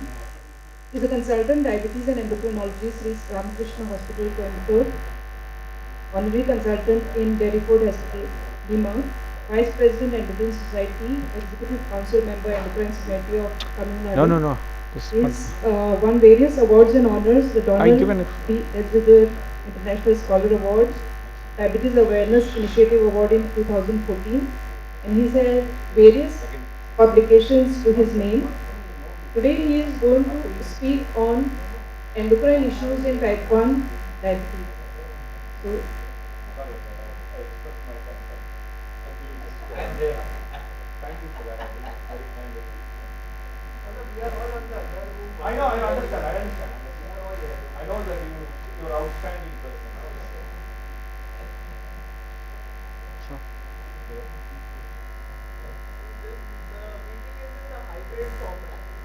Well, that's the hope. That's the hope. We live in hope, you know. Okay. So I'll keep it short. Good morning, everyone, and thanks very much for the wonderful opportunity. I hope there are people seeing online. So there should be just a build-up. It's supposed to be a type 1 diabetes symposium, and the initial talk supposed to be hypoglycemia, but I understand that has been spoken already. So now the task what I got is next 20 minutes or so is about other endocrine issues in type 1 diabetes, what you should look for in a type 1 diabetic when you got in front of them, front of you in a clinic, you know. So they will be already challenged with a lot of what do you say, psychological issues, if you like, with the challenges that they face psychologically about their diagnosis and what do they do with it. Along with it, I think, can I have the play mode? Help here. Can you come and help? This one? Yeah, okay, I think should be okay. So, here? Okay. So, a type 1 diabetic comes to your clinic. I'll just put up 4 or 5 clinical scenarios. So, recurrent infections was the one, and then he presents with vomiting and giddiness and diarrhea, and this is a typical type 1s. They have vomiting and diarrhea, so you should think of DKA and other things as the first life-threatening infections. Also can contribute, but apart from that, diabetic gastroparesis and everything happens. But in a type 1 early stage or at any stage, for example, the glycemic control is very poor and hyperpigmentation is identified in this patient. What is the possible? There is early signs of retinopathy indicating a microvascular disease. And what is the possible diagnosis here? It is Addison's disease. Yes, it is a hypoadrenalism. And what happens is in type 1 diabetes, the patient with Addison's disease has got a huge challenge of hormone replacement throughout their life. Along with insulin, there is another drug that has to be given is steroids, and it compromises counterbalancing insulin and glucocorticoid and glucose metabolism. I'll just come to that briefly in a minute. So there is, it is epidemiologically, it is there. You have to open up your eyes and look for it. And the type 1, you have to work for hormone condition, especially when there is a fluctuating blood sugar. So you look for the other causes, and you have to look for a condition called celiac disease as well. Anti-gliadin antibodies or IgA antibodies you can check for just for a celiac disease when you have a fluctuating thing. And then another one to do is a B12 level. So cortisol is one of the things that you should consider doing it. The incidence is almost about 10.8%, so you have to open your eyes and just look for it. And then concurrent type 1 and AD, increased risk of death. That is the reason that you should understand this disease and treat it, and it is another hormone that has to be given. So this is the challenge. You have got a blood sugar, insulin, and then cortisol goes in, and then insulin resistance, which leads to metabolic stress. So the high probability of Addison's disease in type 1 than the control indicating it is another hormone condition that needs to be looked into. What are the key features? You look for infection, as I presented the case, multiple diabetic complication. I have also mentioned my talk saying that it can lead to microvascular disease, and then diabetic retinopathy is one of the common things. So you should know this before handling it. And then prescription of thyroid and anti-thyroid drugs and prescription of glucagon is also should be considered because of hypoglycemia. Now, main causes of death in these patients when you have Addison's disease, as I mentioned, type 1 complications can happen with microvascular disease, and cardiovascular disease is a macrovascular complication. Infection, sepsis, and adrenal failure, when you don't diagnose or people manage it wrongly, then it will lead to adrenal failure. Now, the higher risk of Addison's disease in the patient that lead to higher mortality, as I mentioned, the cardiovascular disease. So you have to improve the type 1, manage it and prevent the complication, and appropriately replace the glucocorticoid in the similar manner. So that brings the second case scenario in a middle-aged type 1 diabetic woman presented with fatigue, sluggishness, and weight gain. A1C is 7.9. The thyroid is swelled up. What could be the reason for symptom? And there's for the thyroid itself, I got another case scenario of a 15-year-old type 1 presented with delayed puberty and short stature and recurrent hypoglycemia. So this is an indicator in a type 1. Yes, they will have erratic blood sugar control, but you have to open your eyes. It's a hormone condition. The insulin is a hormone. It got a deficiency of the hormone, and that hormone will lead to hypoglycemia. So the height is 3rd centile, standard deviation, he is a very short stature, that has got a dimorphic anemia as well. So puffy face, typical of a hypothyroidism with a TSH more than 100, and you got a FSH which is in the higher end, indicating other endocrine conditions has to be looked into as well, like hypogonadism, which I'll come to that in a minute. So this patient was started on thyroid hormone replacement, but had a weight gain, and then height was increased, entered puberty, and glycemic control keep on fluctuating. The insulin requirement has gone up in a big way. So we have to open our eyes, just look for the thyroid disease. It is easy to do. Even Western countries and places in big hospitals, you have to have a guidelines, but in India you can just get it done for 300 to 600 rupees of thyroid function. There's no harm in doing it in a type 1 diabetic, possibly every 6 months or 1 year, because you might pick up some conditions of autoimmunity earlier. So it can lead to hyperthyroidism or hypothyroidism, and also you have to open your eyes again just for postpartum disease as well. And I mentioned and talked about celiac disease. So type 1 and thyroid disease, how common it is. So antibody prevalence is there, TPO antibodies, and then the treatment is needed with thyroid hormone is needed, and also it reaches almost 50%. So you have to do a thyroid function. No harm in spending money for that. And these are very common disorders, and male to female ratio, we know about that very well, and it affects almost 5 to 10% of the general population, and we need to have a the long-term follow-up suggests that 30% of type 1s develop autoimmune thyroiditis. That is a huge number. So you got in your clinic about 100 people, 30 people will have type 1 diabetes. So you have to just make a diagnosis, otherwise it will get missed, because type 1 people won't do a thyroid function as a general practice or something, you'd get missed. So you have to get it done, and there are a lot of Indian data for it, but especially this is mainly for type 2s rather than type 1s. But the prevalence of disease is very high, so even for type 2s also you need to get that done. As this thing, the prevalence, it is like what they label as a double epidemic with diabetes and thyroid disease.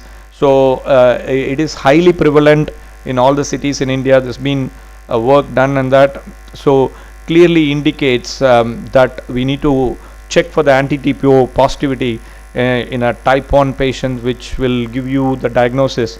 And there are a few things that we need to look into, and especially, as I mentioned, this is all for type 2, so it's hard to do for a type 1.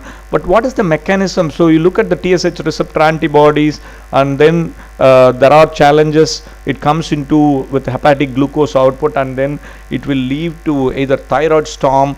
From thyroid point of view, you have to be very, very careful if you got a poor blood sugar control, and then hyperthyroidism, that will lead to hyperglycemia. So a type 1 diabetic can also have hyperthyroidism as well. I showed you a case of hypothyroidism, but the GLUT2s on the liver, that will lead to hepatic glucose output, that will lead to hyperglycemia. So hypothyroidism on the other hand will also decreases the peripheral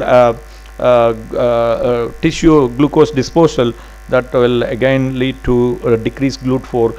GLUT4 decrease means insulin resistance goes up, and then there is a challenge of blood sugar going up and down.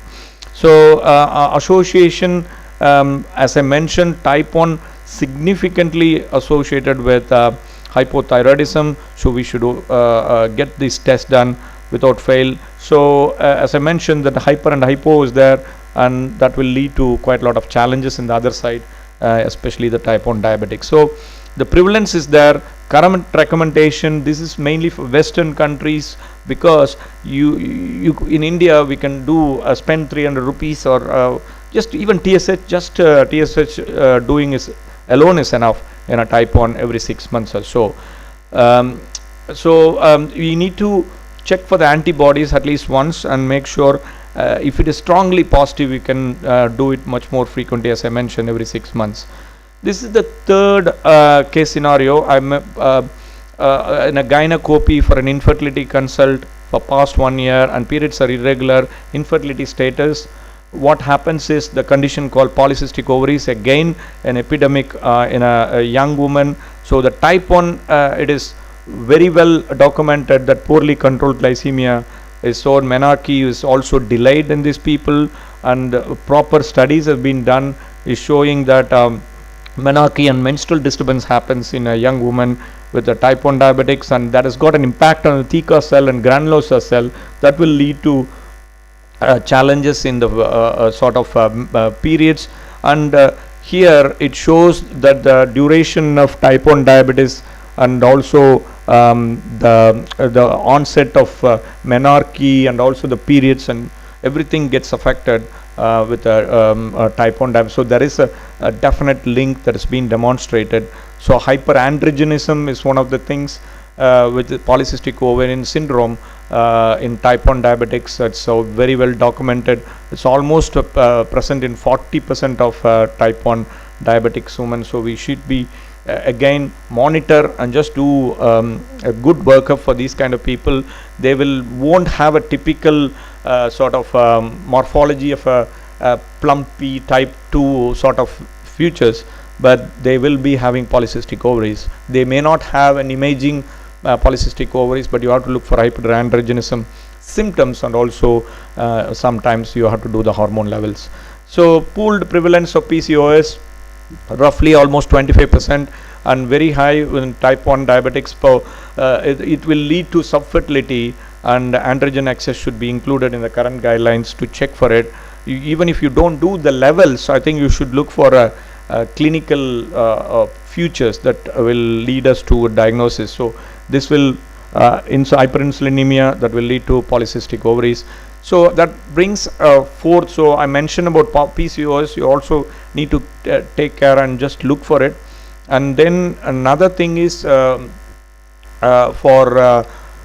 male 33-year-old, A1C is 9.5. Is there a link between male infertility? It has got a direct, definite affection of erectile dysfunction. As I mentioned, the retinopathy, but erectile dysfunction also, it's a vascular disease. And for a type 1, we should be monitoring it and doing more about it.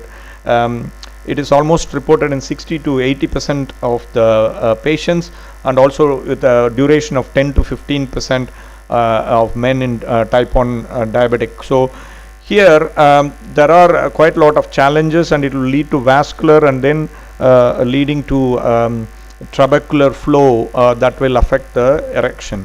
So, and there is another mechanism where it will lead to hypogonadism. So you have to look for hypogonadism features as well, that will be associated with type 1. But you need to work on it as like what you do for a type 2 patients. You have to work on it and get the diagnosis first before treating.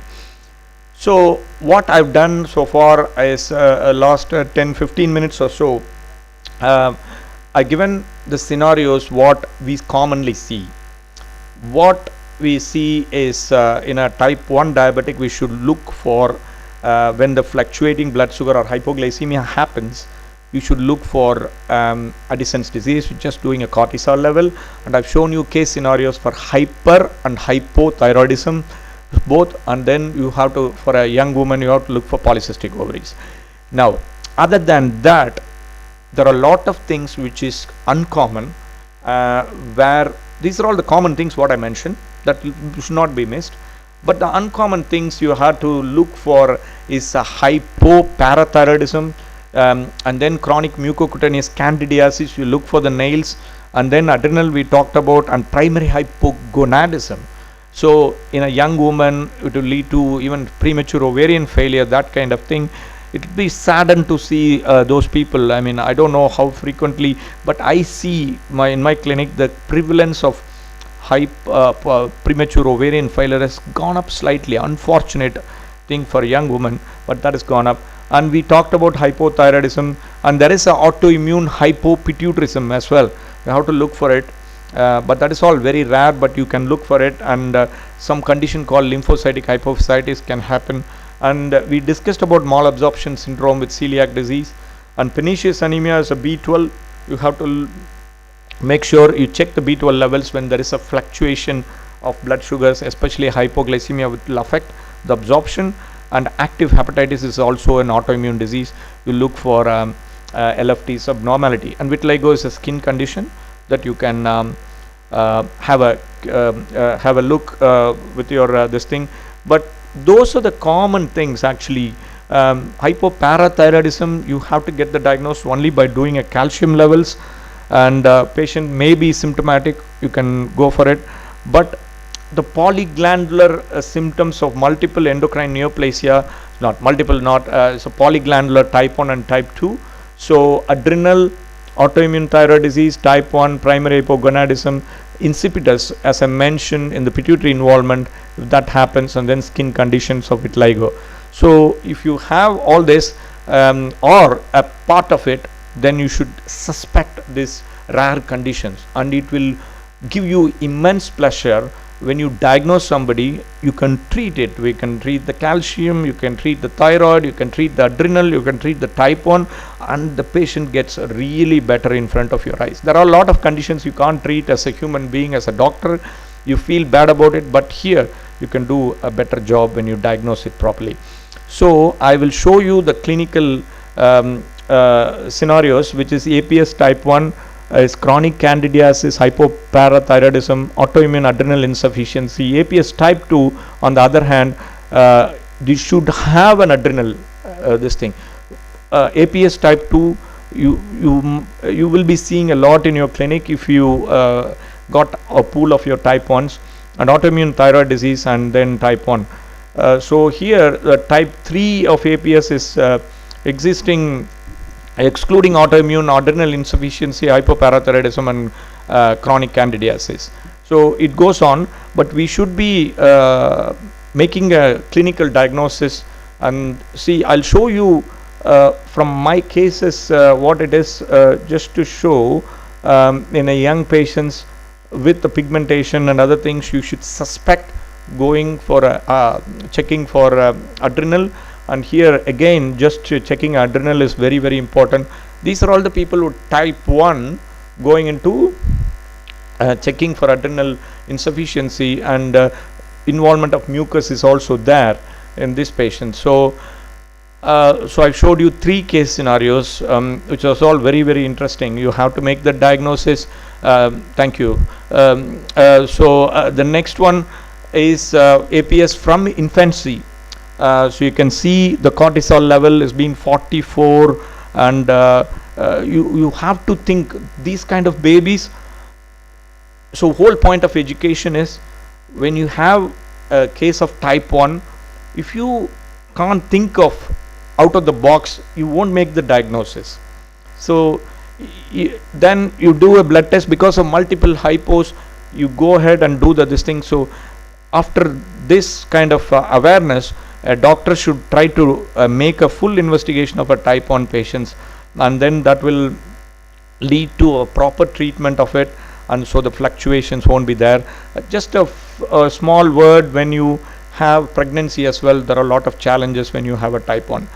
So what I've done is, in the last 20 minutes or so, is to throw some light on the common conditions where type 1 diabetes associated with adrenal, and type 1 associated with thyroid disease, where hyper and hypo, and also type 1 diabetes with common things like polycystic ovaries and hypogonadism, and one other condition in a young woman of premature ovarian failure. That kind of thing you should think of as when there's a hypogonadism. And I've also touched based on polyglandular type 1 and type 2 and ABC, 1, 2, 3, 4, sorry.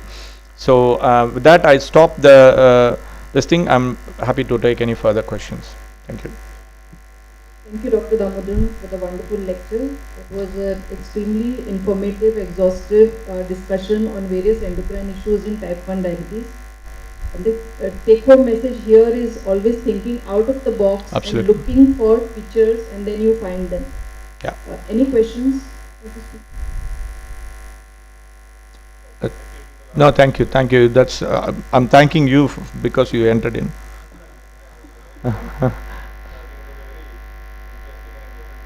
Absolutely. That's okay. So markers.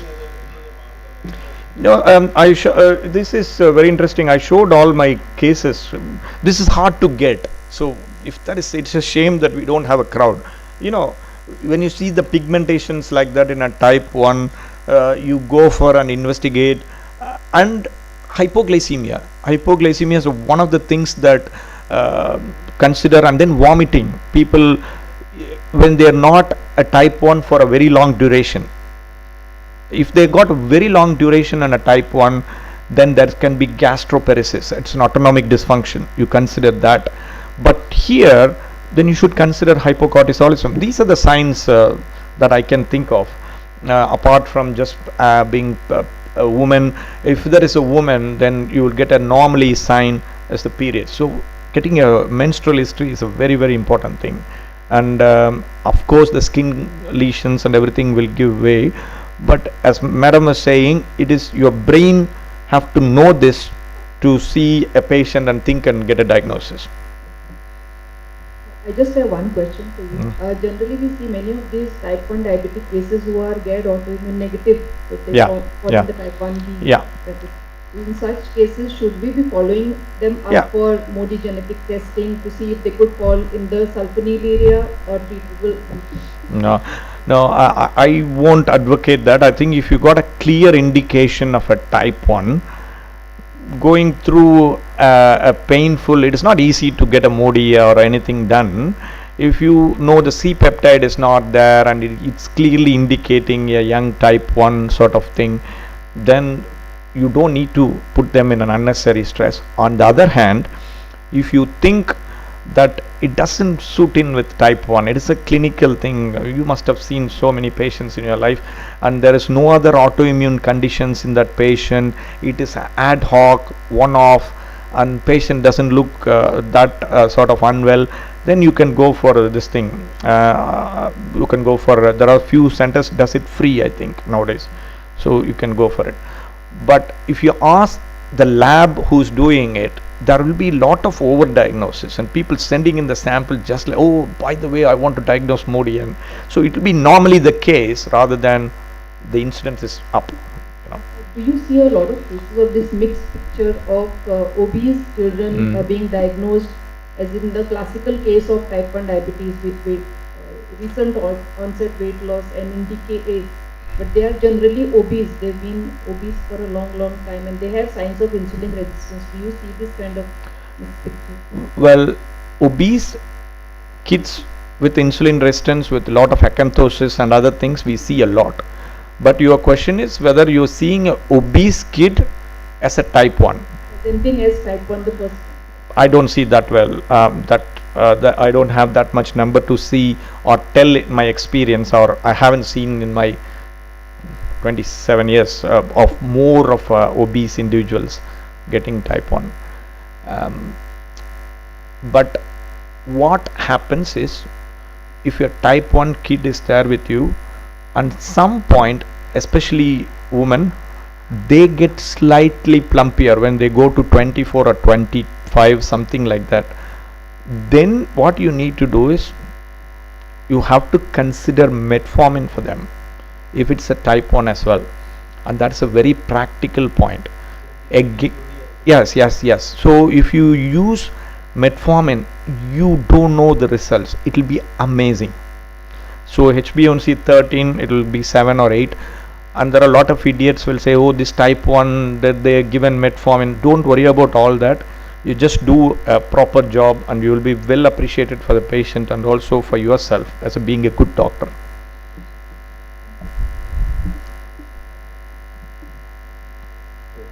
Thank you. Thank you, my dear friend Suresh, for giving highly informative talk in this Hello Hall. So we'll go on to the last topic of the day. So I am happy and privileged to introduce Dr. Archana Sarda.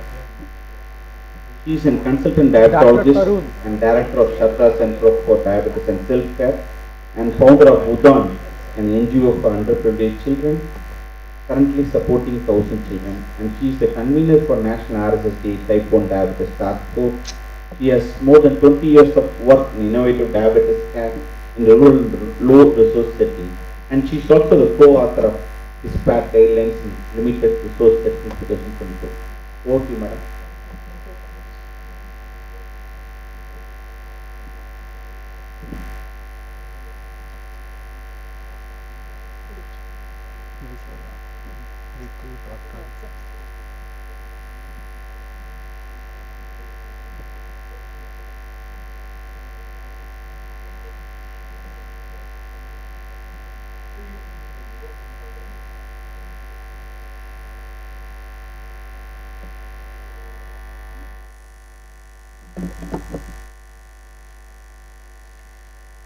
Okay,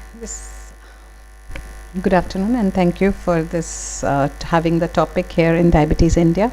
After many years, finally every conference has a type 1 symposium, although we still do not have enough people wanting to learn about type 1 diabetes, and that is a challenge which we will take. I am part of the RSSDI type 1 task force, and the challenge is that one day we will take it to the last mile so that every child in every village is taken care of in the right manner. It's not just insulin, but so many aspects which are important. So I will just go very quickly. It's a short presentation and it is mainly meant for people who do not always look at type 1 diabetes, because an average physician would be seeing very few patients in their daily practice, and diabetologists also.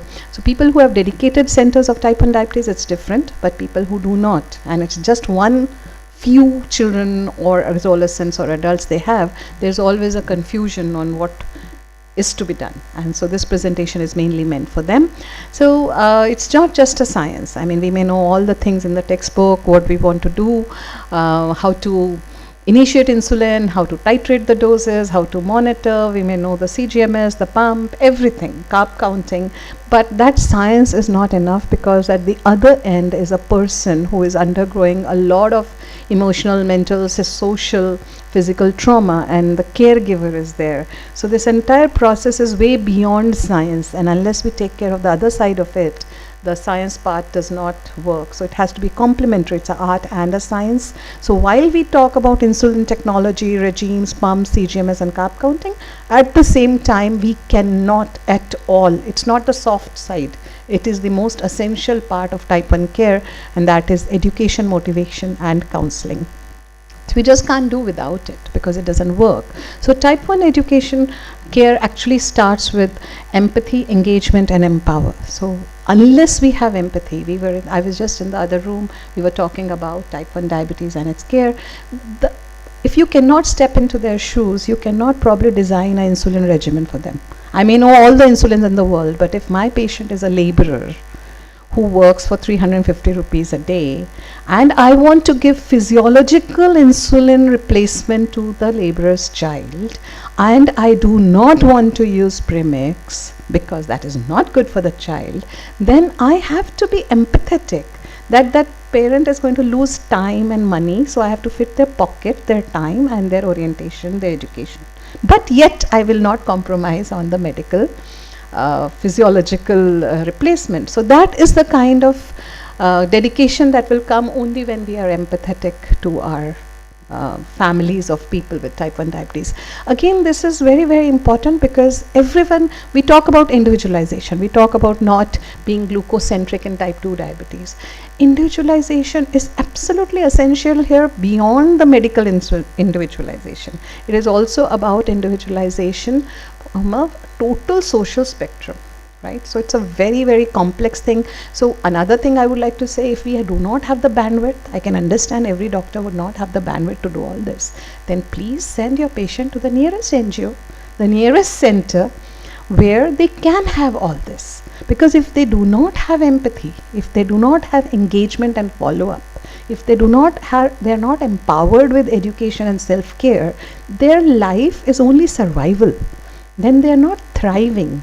They are not growing physically, mentally, emotionally to become a normal citizen of this country, which is our goal, right? So it is not simply a task which is about giving medical care, but we need a team for that. So what I would suggest, anyone who is very keen on type 1 care, get educators, nutritionists, counselors. That is recommended in all the guidelines. But if we do not have them, for example, I come from a place called Aurangabad where we do not have these facilities, we created them. So we created coaches. They formed a bridge with the educators. So you can create coaches, you can have leaders with type 1 diabetes, you can have mothers of children with type 1 diabetes, caregivers of people with type 1 diabetes who can be trained, and they can become your coaches when you do not have enough educators. So, but you cannot compromise without education, cannot compromise without nutrition guidance, we cannot compromise with not counseling.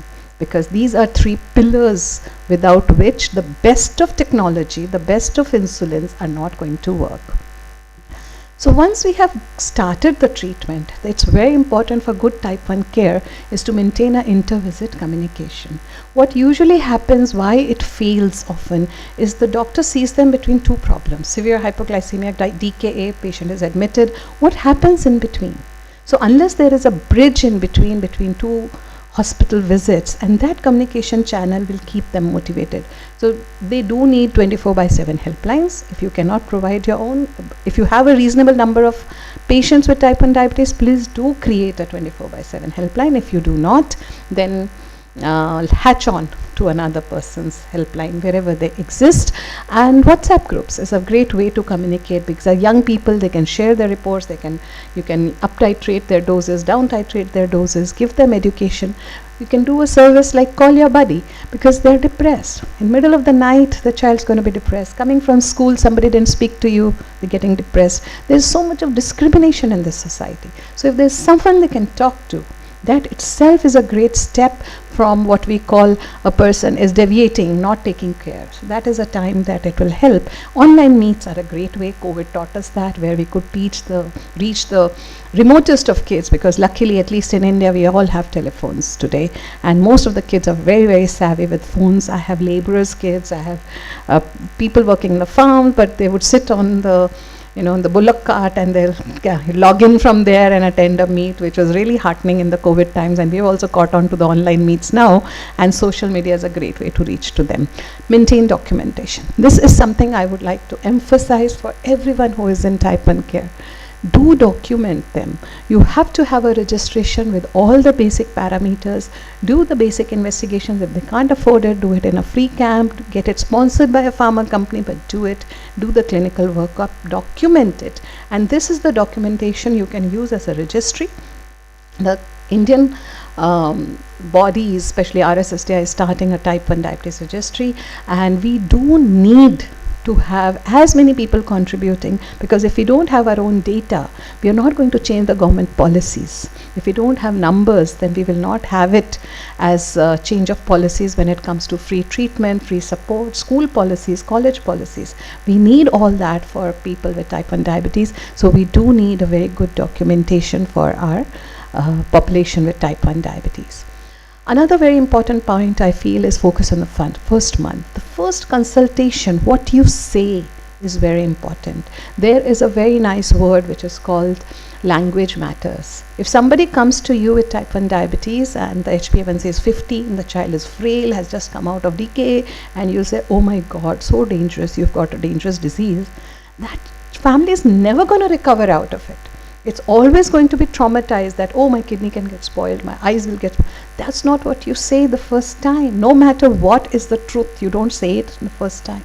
So many people feel that scaring is the best way to get into compliance. But you're talking about young people and caregivers who have to live the entire life with it. Yes, at some stage, there is an appropriate stage when we're going to talk about it. But this matters, because otherwise this person is not going to take the insulin you're giving them. You're going to say, anyway, my kidneys are going to fail. You set in a phobia, which is really bad. So the first time, it's very important to bust the myths, tell them what about it, and more importantly, emphasize this insulin's not going to stop. There's no soft talk around there. Start and don't stop. Never stop. Even if you try the babas and the fakirs and the Ayurveda and the whatever you want to do, what leaves you want to take, don't stop. Insulin has to be the first month mantra, again and again repeated.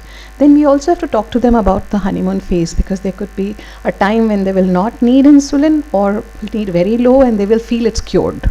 And they will think it's because of something they did. And they're going to feel very happy and then again land in decay. So it's very important to talk to them in the beginning itself.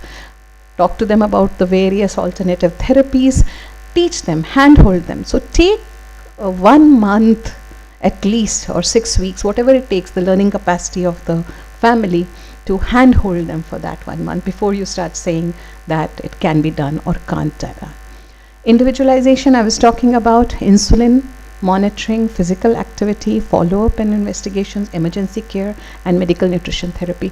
All has to be given through education. It is individualized. Person in a village doing carb counting and person on a pump doing carb counting would be different, but both will be doing carb counting. That is important. It is not that you're in a village and you are illiterate, so you can't do carb counting. We'll show you how they can. So insulin regimes, again the same thing. Whether you're in a village, a laborer's kid with no money, or you have everything in the world, yet you give them a physiological insulin replacement. No premixes, please. Let us spread this message wide, everywhere, from every forum. No premixes for type 1 diabetes. Only time one can even think of a premix where that is the only insulin available in a remote village to save life, till they are shifted to NPH and regular if they cannot afford analog insulins. So even if you write a prescription and you're forced to write a premix because nothing is available, write in big letters that this is temporary. Please shift to regular and NPH and use it 3 to 4 times a day as soon as possible, because this is a message that will be percolated throughout the society. How many children have lost their thriving ability because they were on premixes is something we don't even have enough records, right? Monitoring and logging we cannot do without. So it's not just taking insulin, one has to monitor. Any glucometer company will give you free glucometers. I mean, we don't have to talk about money all the time. There's so many NGOs, so many organizations. Just ask, search on the net which is the nearest NGO. Search. Today are good times. You want to support somebody, we'll find a way to support. Right? Reach out to various organizations, at least design a minimal monitoring method. Of course, maximal would be wonderful, but if you do a minimal also, it could be something like this. It could be 5, 1 monitoring a day, it could be 2, it could be 5 monitoring a day, depending on the need of the child and availability of the strips. CGMS, even if you don't use regularly because of cost, if one can use regularly, especially in small children, it would be wonderful. But if one could not use it, then at least try it once in a couple of months, because all the hidden nocturnal hypoglycemias, all the variabilities in the school, in playtime, and that is a great motivator for them. So you can use a diagnostic CGMS instead of a continuous CGMS if you cannot use it regularly. Otherwise, if we have to invest money, then the best thing to invest is on a continuous glucose monitoring, because the outcomes change dramatically as compared to any other investment in terms of technology. So there's a little child with a CGMS. So every age, I mean, this child is playing because there's a CGMS. You're not worried in the night time. You're not worried at various times of the day because children graze, they eat at different times, so it becomes difficult. So nutrition can be very simple as a balance plate. It could be, next step is to identify macros, then visual carb counting. Even a rural person can do that, then actual carb counting, and then managing your own meals. So every single person can learn carb counting if we learn it. So we should know how to count carbs. And once we do it, we find it so simple, we can teach everyone. Look at this little girl in a village and look at her plate. So a child in a village where we work would say to the mother that there's no protein in my plate. Mama, give me a egg. Now this is an illiterate family in a village, but the child knows there's no protein. So there's visual carb counting, visual balancing. Follow-up is a must. All guidelines are available. It's not very expensive. Not many tests are required. So 3 years post-detection or 5 years post-detection, annual, biannual. What are the tests needed? Make a list. Get them done. If you don't have the money, get them done in government hospitals, get them through various resources, through various camps. But if we don't do them, we're going to miss out so many things. For example, if you don't do a thyroid profile in a person with type 1 diabetes, you might actually miss out an autoimmune aspect which would be there. So it's very, very important to design individually that follow-up, following any of the guidelines that you would be happy to. So it's really possible. I mean, this is just one day in a Udan family. These are all low resource setting kids. But when they learn, when they get their glucometer checked, getting a clinical checkup, doing a group education, doing individual training, and all of this is happening in a low resource setup. Even the person's teaching, if you see the second photograph and you see they're sitting on the floor, the person who is teaching is a mother of a child with type 1 diabetes, and the person who is studying is also a family with type 1 diabetes. So it becomes a community, and if we want to, we can easily build that. And that is how the whole ecosystem works. So everyone can learn, even the most mentally challenged or emotionally challenged. I mean, you get both kinds of people. Somebody may not want to learn, somebody is not capable of learning, but both can learn. We just have to have different tools. Somebody can use videos, somebody can use actual demonstration, somebody can read, somebody can play games, but there are ways of teaching everyone, because there's no way out. You have to learn. There's absolutely no way out. So these are just some of the games. This is just an idea. Like board games. Children love to play board games. You make them in your own language, make them on paper in color. And they know now that if I do this, for example, if I check my sugar and it is hypoglycemia and I don't eat, you go 2 steps back, right? And if you take a correction thing, you go 2 steps ahead. And when they play again and again, they learn, and they just become familiar without having been taught in a very formal manner. And these are ways you can make people do this happily. And that is very important in children. In villages, we say the insulin is to be stored at a certain temperature. You can use an earthen pot. There are many ways. This is a validated earthen pot which would cost 150 rupees. There's an inner earthen pot, outer earthen pot with sand in between. All you have to do is 3 glasses of water in a day. And the temperature is maintained below 26 degrees, which is the required temperature. Of course, guidelines are now changing gradually. a very important part of type 1 care wherever you are. If you are a standalone chota sa clinic in a remote area, you still need peer group activity. That is the biggest motivator in type 1 diabetes. With the best of prescriptions, if we can get people together, and the moment they meet other people with type 1 diabetes, that is the time they want to do better. Till then, if I feel I'm the only one in the world, why me? And it's just too much to cope. And that is what makes things go bad. It's not always the supplies. We always say it's a poor country, we can't afford it. I have rich patients who are on pump and yet not willing. And that changed when they had peer group, they met friends who were doing better, when they went out on picnics, when they had fun, they climbed forts together.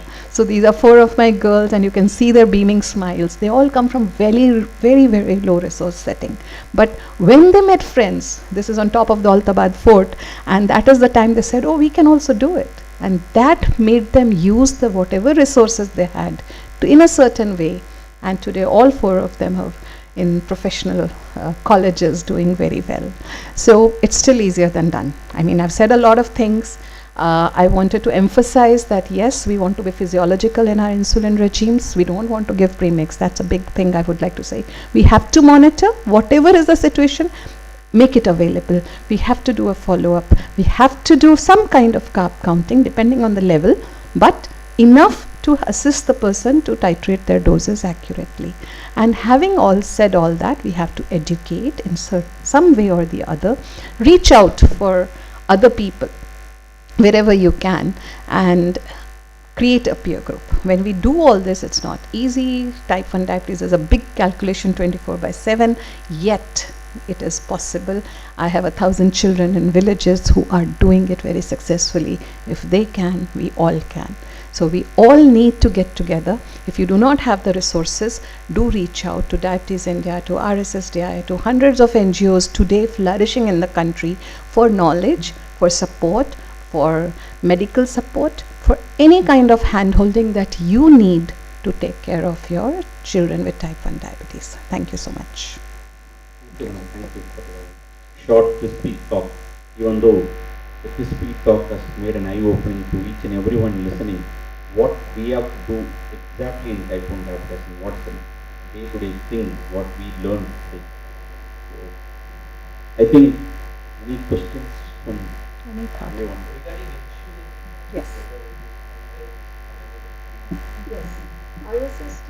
RSSDI today has many programs. If you have children with type 1 diabetes, you can write a letter. I am in part of the task force. You can write to me, you can write to Dr. Banshi Sabu. The addresses are on the website also. And there are various pharma companies who are supporting this program. And absolutely, that can be done. That's one. Otherwise, of course, there are different pharma companies who could individually support you.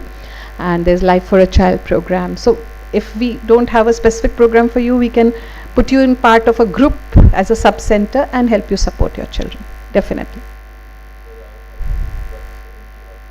Oh yes, please. Definitely. Do write to us. Absolutely. That is why we started this. Just to add, we have certain NGOs also who have now come forward in supporting type 1 diabetes. Even I come from a very rural place. We have NGOs tied up with Rotary and other type of people who are ready to support free insulin lifetime. And they take the entire child and they provide free insulin. And we, like Madam said, it's to be done as a group so that they can share the things. And nowadays, more amount of vision is being thrown out. So I would just like to add here that whenever we do ask for insulin from any NGO, any organization or the government, please ask for basal bolus. Ask for glucometers, ask for strips. Because if we don't combine this, we set a very wrong trend. Right? So people think it's okay to give a premix or okay to just give a, a conventional, because children, adolescents need the right insulin. So ask for the best. Maybe we compromise later, but ask for the best to set the trends across the country of uniformity, right? Still there is a huge clinical inertia. Yes, yes. What you said exactly, more people use of premix and insulin. So whenever you see, sorry, I would just say, whenever you see a prescription, write on the top, Yes. no premix, you know, like that. So it's very important to write it there. And as I think the previous, if we were saying about metformin, if you're doing that, write it. That's very important. The message goes across. Thank you. So, we just come to the end. I just also thank Dr. Manoj, Dr. Sir Aravind, and Dr. Banshi for giving this, for giving all of us this nice platform. So thank you each and everyone. Thank you all.